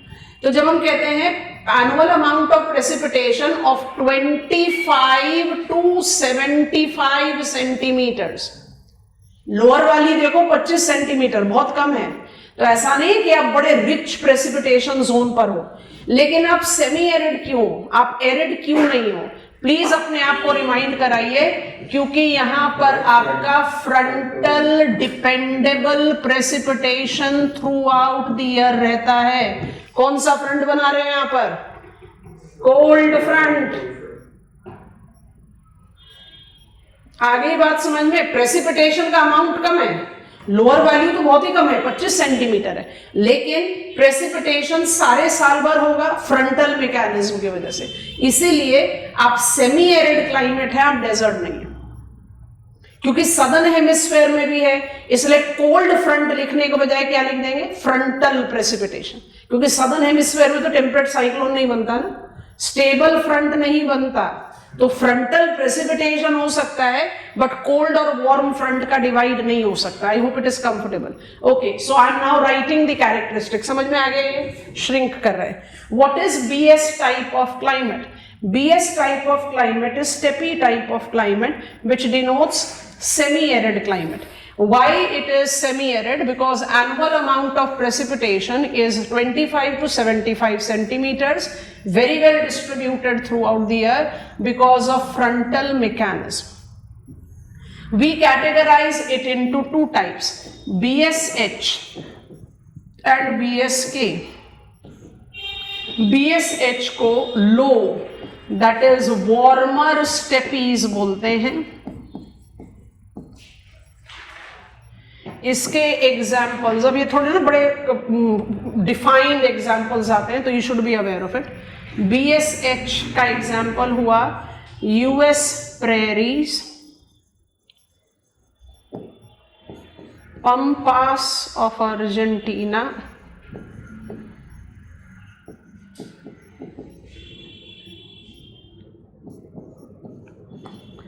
Downs of Australia, veld of South Africa, और you can also take Kazakh का स्टेपीज, हम ऐड करेंगे जरूर से, कजाकिस्तान का स्टेपीज। और BSK क्या हो गया? BSK is comparatively colder because it is higher latitudinal। अब इसके एग्जाम्पल्स लेते हैं। It is Canadian prairies, it is Russian steppes and it is Canterbury plains। ये सब आएगा जब आप बायोजियोग्राफी में बायोम्स पढ़ोगे और वेजिटेशन पढ़ोगे। BS type of climate is identified to be the climate that is characterized with frontal precipitation well distributed throughout the year. Owing to its continentality, the amount of precipitation is less, but because of dependable frontal mechanism, it do not develop dry condition. It's semi-arid. ठीक है? Where are they? They are identified in much localized areas. अब इसमें कुछ चीजों को बहुत आराम से आप समझ सकते हो, उसको आप खुद से देखेंगे। ठीक है? मैप ऑफ वर्ल्ड खोलो अपने सामने। अब वर्ल्ड मैप खोल के 50 डिग्रीज साउथ लैटिट्यूड को पिकअप कर लो, 50 डिग्रीज साउथ लैटिट्यूड कर लिया, ट्रैवल करो। 50 डिग्री साउथ लैटिट्यूड को ट्रैवल करते हो तो आप नोटिस करोगे कि अफ्रीका तो बहुत पहले खत्म हो चुका, ऑस्ट्रेलिया बहुत पहले खत्म हो चुका। तो आप थोड़ा सा ध्यान से सोच कर देखना कि अर्जेंटीना आपने लिखा है, साउथ अफ्रीका आपने लिखा है, ऑस्ट्रेलिया आपने लिखा है, तो क्या ये लोअर लैटिट्यूडनल स्टेपी नहीं हो गए? अच्छा, ऑस्ट्रेलिया को नोटिस करके न्यूजीलैंड के सदर्न आइलैंड पर जाओ। न्यूजीलैंड का सदर्न आइलैंड ऑस्ट्रेलिया से एक साइन ऑफ लैटिट्यूड हायर होगा? Yes no? चलिए पहुंचिए मैप ऑफ ओशनिया में। ओशनिया के मैप पर पहुंचो। South east Australia, south east Australia, आपको मरे डार्लिंग रिवर बेसिन दिखाई दे रहा है? मरे डार्लिंग रिवर बेसिन दिखाई दे रहा है, ऑस्ट्रेलिया का बहुत बड़ा प्लेन, उसी को ऑस्ट्रेलियन डाउन्स बोलते हैं। समझ में आया कि नहीं? ऑस्ट्रेलिया का जो मरे डार्लिंग बेसिन है उसको ऑस्ट्रेलियन डाउन्स बोलते हैं। Australian downs are low latitudinal steppes. अब यहीं पर आप अलाइन करो न्यूजीलैंड को। न्यूजीलैंड का सदर्न आइलैंड ऑस्ट्रेलिया से हायर लैटिट्यूड पर है कि नहीं? पॉलिटिकल मैप पर देखो, क्राइस्ट चर्च दिखाई दे रहा होगा। Christchurch is commercial capital of southern island of New Zealand, Canterbury Plains पर लोकेटेड है। कैंटरबरी प्लेन्स का लोकेशन पता चल गया? Eastern shoreline of southern island. तो कैंटरबरी प्लेन कौन से बीएस टाइप ऑफ क्लाइमेट हो गए? के। I hope you are getting it. Yes no? अब आ जाओ दूसरे सदर्न कॉन्टिनेंट में, अफ्रीका के मैप पर आओ। साउथ अफ्रीका पहुंचो, वेल्ड दिखाई दे रहा है? Has to be BSH, has to be BSH, yes और नो? घाप प्लाट्यू वेल्ड लो लैटिट्यूड पर है ना? अब आओ मैप ऑफ साउथ अमेरिका में। अर्जेंटीना पहुंचो, अर्जेंटीना के नदर्न एज पे आपको पंपास और एंटर रियोइस दिखाई दे रहा है। लैटिट्यूड देख लीजिए, it has to be what? BSH। तो लैटिट्यूडनल स्टेपी हो गया ना? आई होप यू आर अंडरस्टैंडिंग। अब एक फाइनल मैप खुलवाएंगे, map of North America. 49 degrees north international boundary draw करता है। फिजिकल मैप पर देखो, 49 डिग्रीज नॉर्थ के साथ प्रेरी लिखा हुआ है, जो कनाडा में भी जा रहा है और USA में भी जा रहा है। दिख रहा है कि नहीं? रॉकीज के piedmont location, northern Saskatchewan river in Canada दिखा, से लेकर मिसोरी रिवर और Yellowstone river United States of America. North American prairies है, ठीक है? तो US प्रेरीज कौन सा होगा? BSH। कनाडियन क्या होगा? BSK। चाहिए स्टेपी कैसे है? सोचो, कौन से बेल्ट में हो? Westerlies, south west westerlies. Come on. Rockies ने विंडवर्ड साइड डेवलप किया, रेन शैडो पर बना steppe. I hope you have understood. BS type of climate is semi arid continental climate. BS type of climate, semi-arid continental climate. In spite of its continentality, why is semi-arid? क्योंकि dependable frontal mechanism of precipitation. इसको Köppen ने BSH और BSK में divide किया, हमने भी बिल्कुल वैसे कर दिया। H denotes warmer steppes and K denotes colder steppes. ठीक है, C टाइप ऑफ क्लाइमेट की तरफ बढ़ रहे हैं। इसके बाद बर्डन बिल्कुल खत्म हो जाएगा। आप प्लीज एयर प्रेशर का लेक्चर याद करो। एयर प्रेशर को इंट्रोड्यूस कराते समय कहा इलोंगेटेड लो को कहते हैं ट्रफ। कई बार आ गया हमारे स्टडी में, इक्वेटोरियल ट्रफ आ गया, मॉनसूनल ट्रफ आ गया। अब हमने साइक्लोन भी पढ़ लिया है, तो लो साइज स्मॉल साइज साइक्लोन भी हो गया। और जो इलोंगेटेड हाई होता है उसको बोलते हैं वेज, और जो स्मॉल साइज होता है उसको बोलते हैं एंटी साइक्लोन। वेज तो हमारे स्टडी में कहीं पर भी कि वेज टर्म का इस्तेमाल होता है, क्यों नहीं? Time to learn anti cyclones. Define करो एंटी साइक्लोन। बॉक्स आइटम बनाएंगे, फिर सी टाइप ऑफ क्लाइमेट बताएंगे। जल्दी बताओ, एंटी साइक्लोन डिफाइन करो। High pressure cells will be called anti cyclone. Anti cyclone का सर्कुलेशन क्या होगा? Divergence. High pressure is always divergence zone, क्योंकि low pressure high pressure cell है, छोटा साइज का है, तो by default pressure gradient force ज्यादा रहेगा। तो डाइवर्जेंस नदर्न हेमिस्फेयर में क्लॉकवाइज डाइवर्जेंस, सदर्न हेमिस्फेयर में काउंटर क्लॉकवाइज डाइवर्जेंस। ये भी हमने बड़े आराम से जस्टिफाई कर लिया। बॉक्स आइटम क्रिएट कर रहे हैं ध्यान से, तभी C type of climate introduce करेंगे। Anti cyclones high pressure cells are categorized to be cold anti cyclone, warm anti cyclone. ये आप लोगों को पता है। ब्लॉकिंग एंटी साइक्लोन, जल्दी बताओ blocking anti. High pressure cell है तो हाई प्रेशर हमेशा डाइवर्जेंस होगा, नदर्न हेमिस्फेयर में क्लॉकवाइज डाइवर्जेंस होगा, नदर्न हेमिस्फेयर ऑपोजिट अप्लाई कर दो सदर्न हेमिस्फेयर के। ये तो हम आराम से क्रिएट कर नहीं करें। और एंटी साइक्लोन के साथ किस तरह का वेदर कंडीशन होगा?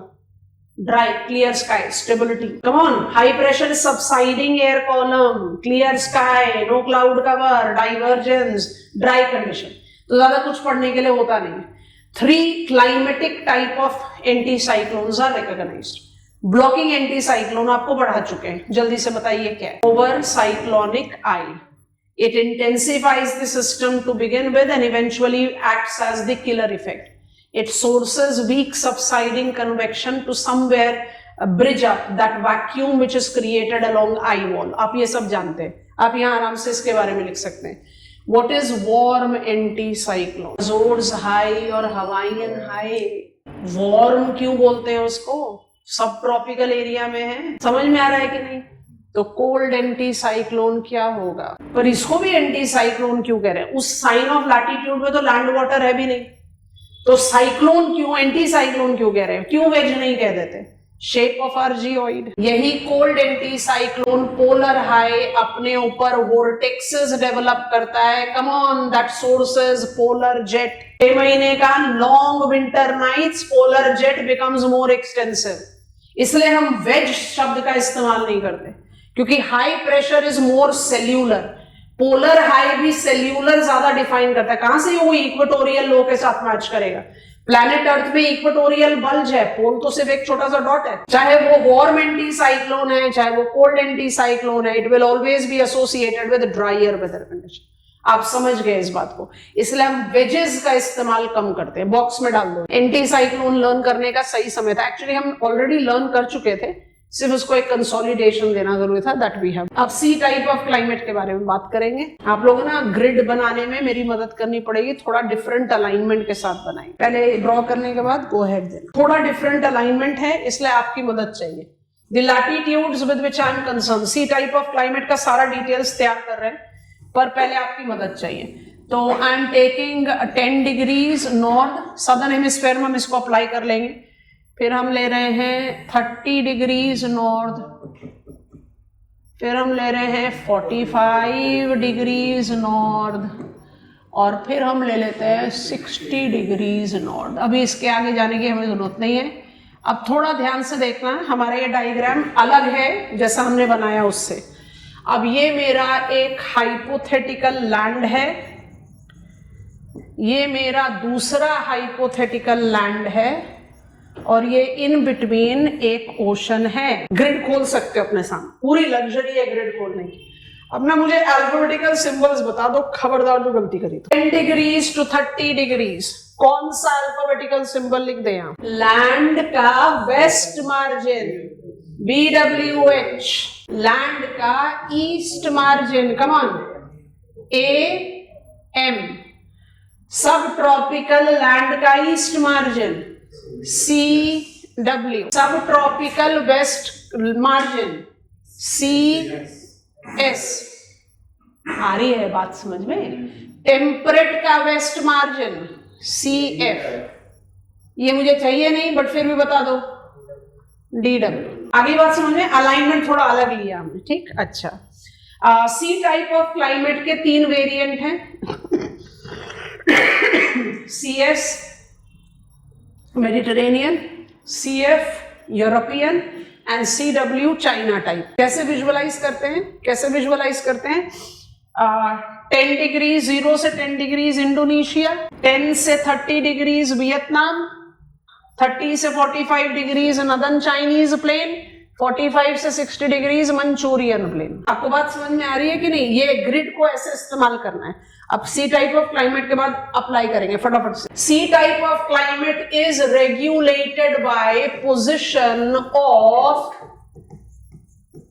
वार्म एंटी साइक्लोन, नाम बताओ। Position of warm anti cyclone, नाम बताइए। सब ट्रॉपिकल हाई सेल, नाम बताइए। Azores high, Hawaiian high, ideally कहां प्लेस होता है? 30 डिग्री। कोई भी हाई प्रेशर जो है, अगर मेरा सब ट्रॉपिकल हाई यहां पर है, तो कोई भी हाई प्रेशर नदन हेमिस्फेयर में क्लॉकवाइज डाइवर्जेंस देगा। तो क्लॉकवाइज डाइवर्जेंस कर लेते हैं। एक डाइवर्जेंस में आप इधर गए, ये कौन सी विंड है? वेस्टर्लीज। और दूसरा डाइवर्जेंस का आर्क आप इधर ले लीजिए, ये कौन सी विंड है? ईस्टर्लीज, जिसको आप ट्रेड विंड बोलते हो। ऑन शोर westerlies will create CS type of climate, पढ़ चुके हैं आप। ओनली ड्यूरिंग विंटर्स ऑन शोर westerlies Mediterranean climate, summers will be dry. Summers का पोजीशन डेवलप करें जल्दी से। समर में सब ट्रॉपिकल हाई शिफ्ट हो गया इधर, ऑन शोर वेस्टर्लीज CF पर रहेगा। इसका मतलब CF टाइप ऑफ क्लाइमेट पे onshore westerlies throughout the year है। कम ऑन, प्रेसिपिटेशन सारे साल भर ही होगा, स्मॉल f। अब इधर आ जाओ। और only this season CW type of climate will be experiencing onshore trade। समझ में आया कि नहीं? माने आप CW टाइप ऑफ क्लाइमेट है, सब ट्रॉपिकल ईस्ट मार्जिन, आप जिस सीजन में ड्राई होते हैं, हम आपके वेस्टर्न काउंटर पार्ट है, हम हैं मेडिटेरेनियन क्लाइमेट CS, हम उस सीजन में वेट हो जाते हैं। क्यों? क्योंकि China type of climate is trade wind climate and Mediterranean climate is westerlies climate. कुछ समझ में आया कि नहीं? सी टाइप ऑफ क्लाइमेट को कौन सा वेदर मैकेनिज्म रेगुलेट कर रहा है? Warm anti cyclone. Decode, position of sub tropical high. कितने सी टाइप ऑफ क्लाइमेट हैं? 3। कौन कौन से? CW is China type of climate, इसको आप सब ट्रॉपिकल ईस्ट मार्जिन क्लाइमेट भी बोल सकते हैं। CS is Mediterranean type of climate, पढ़ चुके हैं मरीटाइम मेडिटेरेनियन एयर मास के साथ। एंड CF को आप European type of climate. CF की क्या कैरेक्टरिस्टिक्स है? ऑन शोर वेस्टर्ली सारे साल भर, तो सारे साल भर बारिश। CS की क्या कैरेक्टरिस्टिक्स है? ऑन शोर westerlies only during winters, long hot summer drought, winter concentrated rain. और CW का क्या कैरेक्टरिस्टिक होगा? इट इज सब ट्रॉपिकल मॉनसूनल। अच्छा, खबरदार डिसअपॉइंट करा, थोड़ा सा ध्यान से सुनना। CW type of climate AM जैसा ही है। CW type of climate AM जैसा क्लाइमेट ही है। क्यों? AM का क्लाइमेट में क्या होता है? 70% से ज्यादा रेनफॉल जो है वो समर्स में होती है। CW में भी 70% से ज्यादा रेनफॉल समर्स में होती है। क्यों? ऑन शोर ट्रेड विंड सिर्फ समर में ही आएगी। कमॉन, सब ट्रॉपिकल हाई जब 45 डिग्री पर चला गया तो ट्रेड विंड आपके पास आएगी, और उसी को आप मॉनसून बोल रहे हो। ये चाइना टाइप ऑफ मॉनसून है। पहला डिफरेंस, आप सब ट्रॉपिकल है, AM ट्रॉपिकल था। दूसरा डिफरेंस। और तीसरा आप बताइए, चौथा हम बता देते हैं। With increase in sine of latitude specific humidity decreases, temperature decreases. तो चाइना टाइप ऑफ क्लाइमेट हो सकता है, सब ट्रॉपिकल मॉनसूनल बोलो, कुछ गलती नहीं है, लेकिन अमाउंट ऑफ प्रेसिपिटेशन 150 सेंटीमीटर से ज्यादा नहीं होता। AM टाइप ऑफ क्लाइमेट में 200 सेंटीमीटर से ज्यादा हो सकता है। तो हमने बता दिया AM और CW में सिमिलैरिटी क्या है? Summer concentrated rain. डिफरेंस क्या है? AM is tropical, CW is सब ट्रॉपिकल। AM में 200 सेंटीमीटर से ज्यादा रेनफॉल हो सकती है, आप लिख चुके हैं। CW में 150 से ज्यादा नहीं होती। बाकी दो डिफरेंसेस आप बता दो।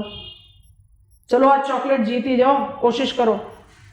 कम ऑन क्लास, आता है आपको? डिफरेंस बताओ AM और CW में। चाइना टाइप ऑफ क्लाइमेट और इंडियन मॉनसून क्लाइमेट में latitude, annual amount of precipitation के अलावा क्या डिफरेंस हो सकता है? बस, वेरी गुड, चॉकलेट देंगे आपको। AM टाइप ऑफ क्लाइमेट में ट्रॉपिकल साइक्लोन होता है, CW में ट्रॉपिकल साइक्लोन नहीं होगा। Very good, excellent. दो last difference. CW type of climate में विंटर्स में आर्कटिक फ्रंटल प्रेसिपिटेशन होगा, जो AM में नहीं हो सकता। यस और नो? इसलिए जब हम क्रिटिसिज्म करते हैं ना कोपेन्स अल्फाबेटिकल सिंबल की, कहते हैं CW मिसलीडिंग है। W क्या कह रहा है? Dry winters. But China type of climate में तो विंटर में प्रेसिपिटेशन होता है, ज्यादा समर्स में होता है, दैट्स फाइन। सो डिफरेंस भी है और सिमिलैरिटी भी है। I hope you are understanding. तो सी टाइप ऑफ क्लाइमेट को रेगुलेट करने वाला कौन सा वेदर मैकेनिज्म है? Position of sub tropical high, जिसको आपने किस नाम से री एस्टैब्लिश किया? Warm anti cyclone. और before I make you write the feature, अब जरा दोबारा से सब ट्रॉपिकल डेजर्ट को एक बार रिकॉल कर लो। कर लिया सब ट्रॉपिकल डेजर्ट को? ये CS है, ये हो गया BW के। विंटर्स में आएगी वेस्टर्लीज और ड्राई अप हो जाएगी, और समर्स में आएगी ट्रेड विंड और ड्राई अप हो जाएगी। इसलिए BWH के मुकाबले में BWK में ट्रेड और वेस्टर्ली दोनों का इंफ्लुएंस समर विंटर दोनों में बारिश कर सकते। I think you are finding it easy going. कोई नई चीज जो आप लर्न कर रहे हैं वो लोकेशन लर्न कर रहे हैं कि भाई मेरे को पता चला अच्छा नुलारबर प्लेन नाम की भी कोई जगह है, या कैंटरबरी प्लेन को हम BSK टाइप ऑफ क्लाइमेट कहते हैं, वो नई चीज है, उसको छोड़ दो, वो मुझे नहीं याद होगा एक दिन में, लेकिन मुझे उसके पीछे के जो कैरेक्टरिस्टिक्स हैं वो क्लियर हो जाने चाहिए। और मुझे नहीं लगता कि हम कुछ भी नया पढ़ रहे हैं। नया इसमें सिर्फ दो चीज है, एक अल्फाबेटिकल सिंबल और एक कुछ नए लोकेशन। बाकी आप सारी चीजें पढ़कर यहां पर पहुंचे हो। इसको आप as it is copy down करेंगे, फिर हम सी टाइप ऑफ क्लाइमेट में पढ़ेंगे। आप इसको खुद बनाने की कोशिश करो। अलाइनमेंट अलग है, ग्रिड आप 2-3 बार बना चुके हैं। आपने लैंड को 2 जगह ले लिया ताकि आप वेस्ट और ईस्ट मार्जिन दोनों को अप्लाई कर सकें। इसके बाद कोई बर्डन नहीं है, 10 मिनट में कोपन्स क्लासिफिकेशन खत्म हो जाता है। सी टाइप ऑफ क्लाइमेट को 2 कैटेगरी में डिवाइड कर दें। एक हो गया वेस्टर्लीज क्लाइमेट, एक हो गया ईस्टर्लीज क्लाइमेट। वेस्टर्लीज क्लाइमेट कौन से हो गए? मेडिटेरेनियन और यूरोपियन। और ईस्टर्ली कौन सा हो गया? China type.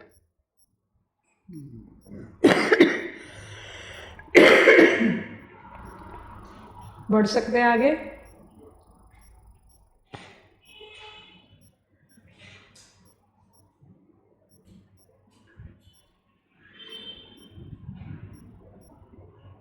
So C type of climate is regulated of its characteristics with the position of warm anticyclone, which is nothing but position of subtropical high.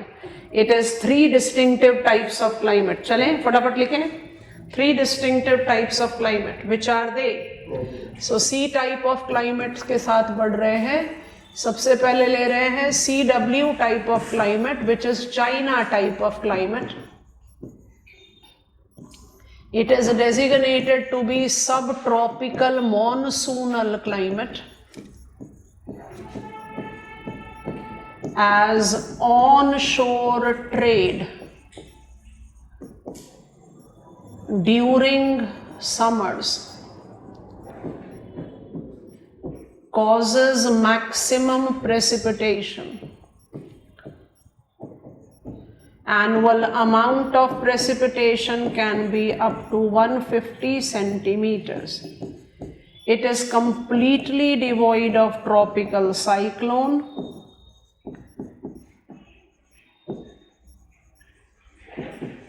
and is experiencing Arctic frontal precipitation during winters, making its distinctive characteristics. Northern Chinese plain and Piedmont plains of Appalachian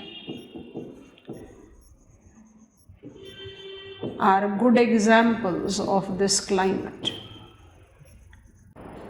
Florida peninsula कौन सा climate होगा? AM। तो piedmont plains of Appalachian कौन सा climate हो जाएगा? CW। तो Labrador प्लाटी of Canada कौन सा क्लाइमेट हो जाएगा? DW। आ रही है बात समझ में? एक लैंड मास को आपने ग्रिड पर डाल देना है। वो लैंड मास का लैटिट्यूडनल एक्सटेंशन कितना है उसके हिसाब से आप उसको ग्रिड पर फिट कर दो।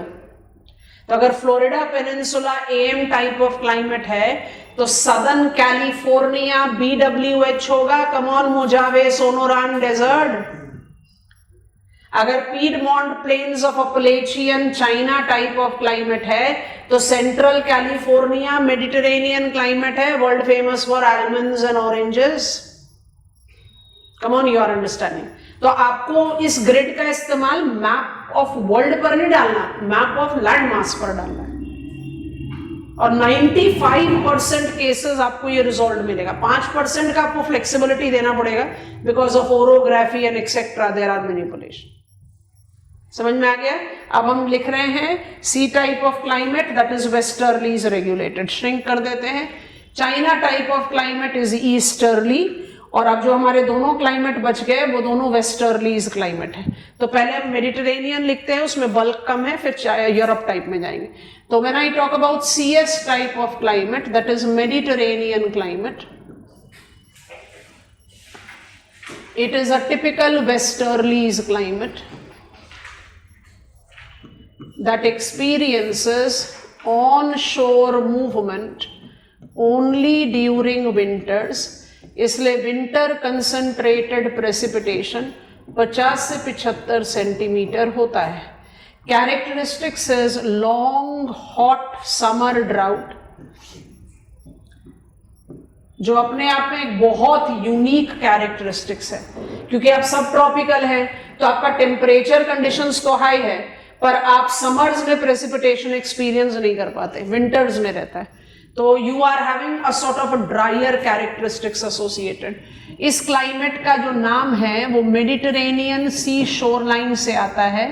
तो entire Mediterranean sea shoreline except Egypt and Libya, Mediterranean climate. Egypt और Libya BWH type of climate.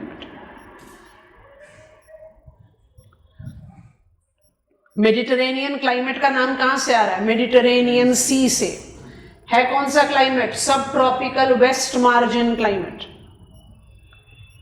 तो मेडिटेरेनियन सी के सारे शोर लाइन ओपन कर लो, map of Mediterranean sea. Africa का मैप ओपन करना, सारे कंट्रीज दिखाई दे जाएंगे।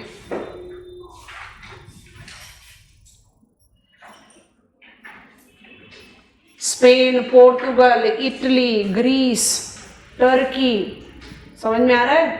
ये सब मेडिटेरेनियन है। अब अफ्रीका में आ गए, Morocco, northern Algeria, Tunisia Mediterranean है। इजिप्ट और लिबिया नहीं है। क्यों नहीं है? आंसर देखो, मोरक्को, नदर्न अल्जीरिया और टूनिशिया एटलस माउंटेन्स हैं। लैटिट्यूडनली तो 30 डिग्रीज पर ही खत्म हो रहे हैं, हाइट ऐड कर दिया इसलिए मेडिटेरेनियन क्लाइमेट है।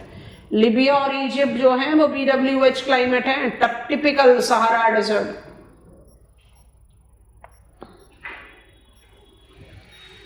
समझ में आया? ओके। अब हम आ रहे हैं CF टाइप ऑफ क्लाइमेट, और थोड़ा सा श्रिंक करेंगे। CF टाइप ऑफ क्लाइमेट का जो नाम है उसको जरा डिकोड करने में मदद करना। How many west margin climates are there? How many west margin climates are there? 3. Name them. Tropical desert, that is BWH, Mediterranean, that is CS, and European, that is CF. तीनों में annual amount of precipitation को recall करो। BWH में annual amount of precipitation 50, CS में 50 से 75, और CF में up to 130 centimeters of well distributed rains। इसलिए CF टाइप ऑफ क्लाइमेट को वेट वेस्ट मरीन क्लाइमेट कहा जाता है, क्योंकि वेस्ट मार्जिन के तो क्लाइमेट दो और हैं। वेस्ट मरीन कौन सा होगा? CF type of climate. इसका जो निक नेम है वो यूरोपियन टाइप ऑफ क्लाइमेट है फॉर श्योर, क्योंकि यूरोप में इसका सबसे बड़ा एरिया है, इसलिए इसको आप यूरोपियन क्लाइमेट भी बोलते हैं। Well distributed rain because on शोर वेस्टर्लीज सारे साल भर। इस क्लाइमेट के दो सब वेरिएंट्स हैं, एक को बोलते हैं CFC और एक को बोलते हैं CFB। पहली बार थर्ड लेवल अल्फाबेटिकल सिंबल इस्तेमाल करें। CFB यूरोप के साथ जाता है और CFC ब्रिटिश कोलंबिया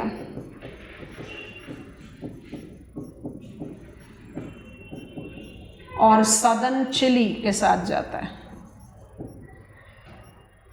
यहां पर टेम्परेचर कम होने का रीजन कोल्ड ओशियानिक करंट है।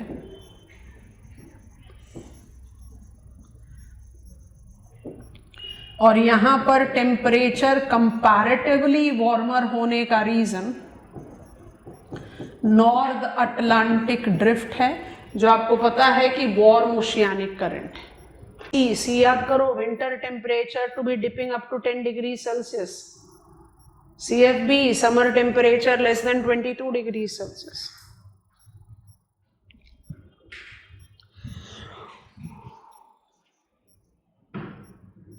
हो गया? जरा मैप पर आते हैं।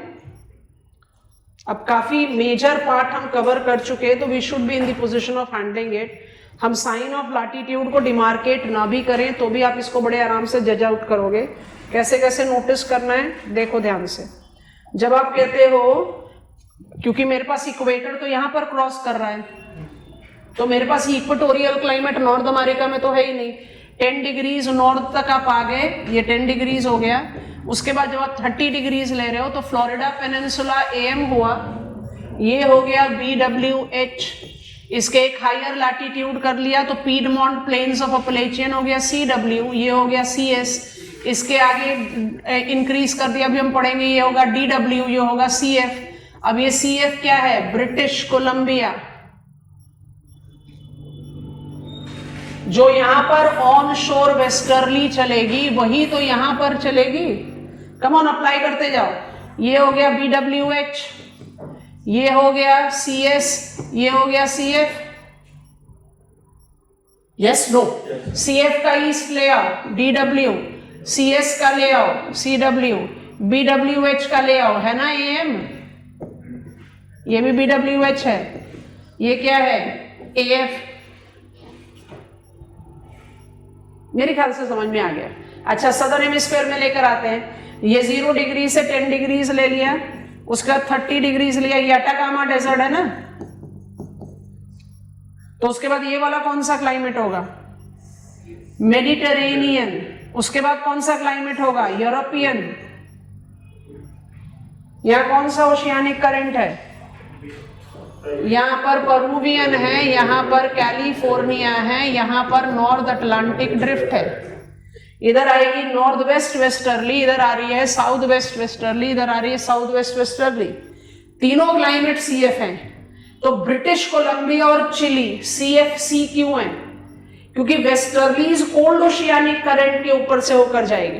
कोल्ड ओशियानिक करंट के ऊपर से होकर जाएगी तो क्या हो जाएगी? कोल्ड हो जाएगी, मॉइस्चर कंटेंट कम हो जाएगा, तो बारिश भी कम करनी चाहिए, पर बारिश कम नहीं करती। क्यों? क्योंकि दोनों को मिलेगा ओरोग्राफिक बैरियर, तो बारिश वो उतनी ही कर रही है, तो CF ही है, लेकिन एरिया श्रिंक है। इससे जज करो। हम जब भी डायग्राम बना रहे हैं, हम ग्रिड का डायग्राम बना रहे हैं, तो हम क्या कह रहे हैं? ऐसे बना दो और ऐसे डिवाइड कर दो। मतलब आपने सारे क्लाइमेट को बराबर बराबर हिस्सा दे दिया, पर क्या ऐसा बराबर हिस्सा मिल रहा है क्लाइमेट को? यूरोप में CF टाइप ऑफ क्लाइमेट बहुत बड़े एरिया में रहेगा, ब्रिटिश कोलंबिया में CF क्लाइमेट एकदम छोटू से एरिया में रहेगा, क्योंकि ओरोग्राफिक बैरियर है ना। इसलिए इस ग्रिड को जब आप मैप पर अप्लाइड करते हो तो 100% वैलिडिटी नहीं आएगी, 95% तक आ जाएगी। और आपने बहुत सारे केसेस पढ़े हैं, जैसे अभी थोड़ी देर पहले आपने जज किया, let me just change to a different colour. अभी थोड़ी देर पहले आपने पढ़ा कि जो ट्रॉपिकल लैंड मास है, ये इंडिया है और ये इंडो चाइना पेनिनसुला है। ईस्ट मार्जिन AM होना चाहिए और वेस्ट मार्जिन BWH होना चाहिए। इसका मतलब म्यांमार को BWH होना चाहिए, महाराष्ट्र कर्नाटका को BWH होना चाहिए, है वो? नहीं है। क्यों नहीं है? South east trade is south west monsoon. पढ़ चुके हैं ना ये हम। महाराष्ट्र क्यों डेजर्ट नहीं है? ट्रॉपिकल वेस्ट मार्जिन में तो डेजर्ट होना चाहिए। म्यांमार क्यों डेजर्ट नहीं है? ट्रॉपिकल वेस्ट मार्जिन में तो डेजर्ट होना चाहिए, क्योंकि ऑनशोर विंड आपको इफेक्टिव मिलती है। तो 5% की फ्लेक्सिबिलिटी दिमाग में रखो, 95% ये है आपका क्लाइमेटिक रीजनलाइजेशन। ये है कोपन्स के क्लासिफिकेशन की वैल्यू। अब डी टाइप ऑफ क्लाइमेट बिल्कुल फॉर्मेलिटी है, क्योंकि डीएफ हम जानते हैं और डीडब्ल्यू का प्रॉब्लम है। चलो डीडब्ल्यू को सॉल्व करो।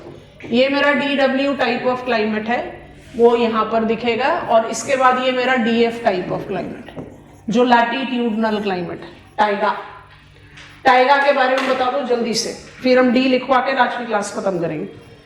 टाइगा क्लाइमेट के बारे में आप बता दो। नदर्न हेमिस्फेयर में कन्फाइंड होता है, सिर्फ 60 to 70 डिग्रीज लैटिट्यूड पर है, लैटिट्यूडनल क्लाइमेट है। क्योंकि सिर्फ नदर्न हेमिस्फेयर में है तो बड़ी सेफली कह सकते हो warm front, well distributed precipitation. DF perfect symbol दिया है। अब इस परफेक्ट सिंबल में कोपन हमें सब कैटेगरीज बताते हैं, वो हम ऐड करेंगे जो यूरेशिया में अप्लाई होती है, ठीक है, उसको हमने रिजर्व में रखा। और दूसरा क्लाइमेट बताते हैं डीडब्ल्यू। अब डीडब्ल्यू टाइप ऑफ क्लाइमेट को कैसे कैसे डिकोड करें? Indonesia AF, Vietnam AM, China plains CW, तो मंचूरियन प्लेन डीडब्ल्यू, तो इसको मंचूरियन टाइप ऑफ क्लाइमेट बोलते हैं। मंचूरियन टाइप ऑफ क्लाइमेट को आप लोरेंटियन या लैब्राडोर क्लाइमेट बोल सकते हो, जो कनाडा से नाम आ गया। इस लैटिट्यूड पर डब्ल्यू सिंबल बिल्कुल मिसलीडिंग है। डिकोड करो डब्ल्यू को। Dry winters, summer concentrated rain, है ना, टेम्परेट क्लाइमेट है जो मंचूरिया में है और लैब्राडोर में है, ठीक है। डीडब्ल्यू को डिकोड करें तो हमें एग्जामिनर, हमें एक स्कॉलर ये कह रहा है कि विंटर्स ड्राई होनी चाहिए। अब खुद से सोचो, मेरा वेस्ट मार्जिन क्लाइमेट सीएफ है, वहां पर ऑन शोर वेस्टर्ली सारे साल भर होती है, तो डीडब्ल्यू में तो ऑफ शोर वेस्टर्ली सारे साल भर होगी। यस और नो? इस लैटिट्यूड पर ट्रेड विंड तो कभी भी नहीं आ सकती, वेस्टर्ली को सारे साल भर ऑफशोर होना है। तो बारिश किस मैकेनिज्म से होगी? सिर्फ आर्कटिक फ्रंट से। और आर्कटिक फ्रंट कौन से सीजन में बन सकता है? विंटर्स में। इसका सिंबल गलत है, इसका सिंबल होना चाहिए डीएस, एक ऐसा सिंबल जिसको आप सिरे से खारिज करते हो, गलत सिंबल। चाइना टाइप थोड़ा सा मिसलीडिंग था कि ड्राई विंटर्स है, चलो ठीक है, आर्कटिक फ्रंटल प्रेसिपिटेशन होता है, बट मेजॉरिटी ऑफ प्रेसिपिटेशन तो समर्स में है। मंचूरियन क्लाइमेट को डब्ल्यू सिंबल देना अपने आप में गलत है, क्योंकि कोई एक मैकेनिज्म जो यहां बारिश करेगा वो आर्कटिक फ्रंट है, और आर्कटिक फ्रंट कब होगा? विंटर्स में, क्योंकि सारे साल भर ऑफशोर वेस्टर्लीज है, और कौन सा विंड बारिश करेगा? अगर सीएफ में ऑनशोर वेस्टर्ली सारे साल भर है तो डीडब्ल्यू में ऑफशोर ही तो होगी। I think it is comfortable. तो डीडब्ल्यू सिंबल जो है वो थोड़ा मिसलीडिंग है। अब जल्दी से पॉइंटर्स लिख लो। What is D type of climate? The type of climate is temperate. The type of climate temperate climate. Temperate climate के दो variant, DF and DW. DF is latitudinal taiga climate only in northern hemisphere, warm front precipitation throughout year, amount is up to 30 centimeters.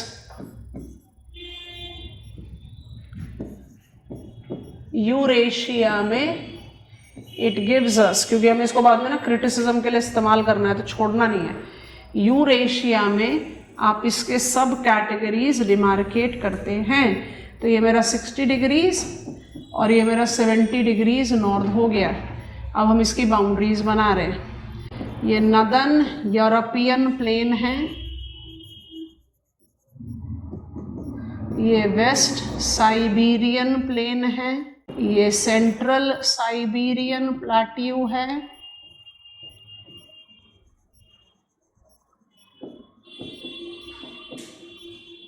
और ये eastern mountains है जहां पर वर्खोयांस्क है। और यहाँ पर आप क्या सिंबल डालते हो, DFA, DFB, DFC and DFD, that includes cold pole of the world which is Verkhoyansk।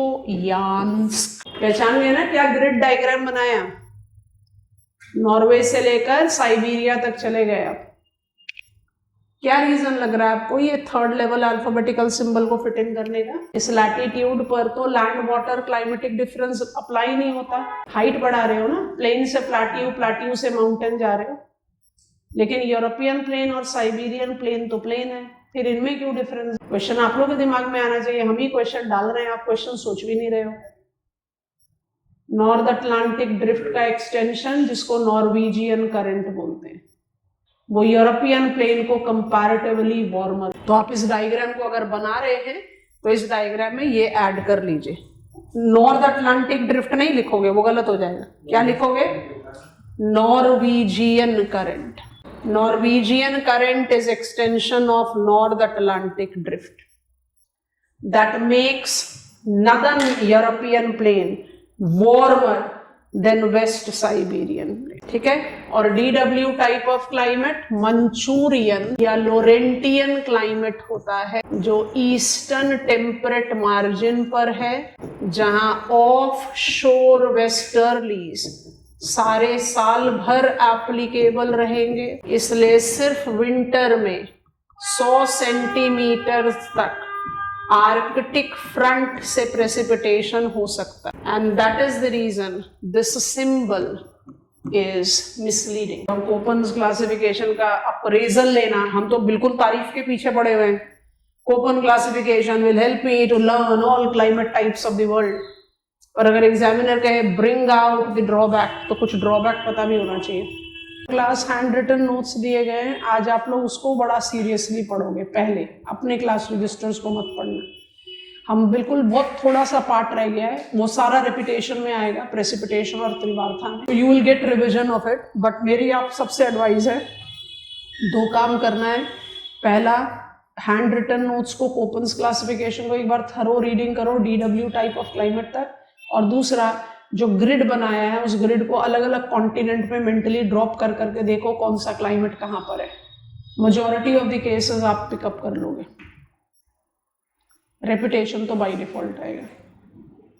कल very likely will be closing down with climatology and I have decided to take you to biogeography after this. Oceanography बाद में ले जाएंगे, bio और environment geography पढ़ाएंगे पहले, फिर ओशियानोग्राफी पे लेके जाएंगे।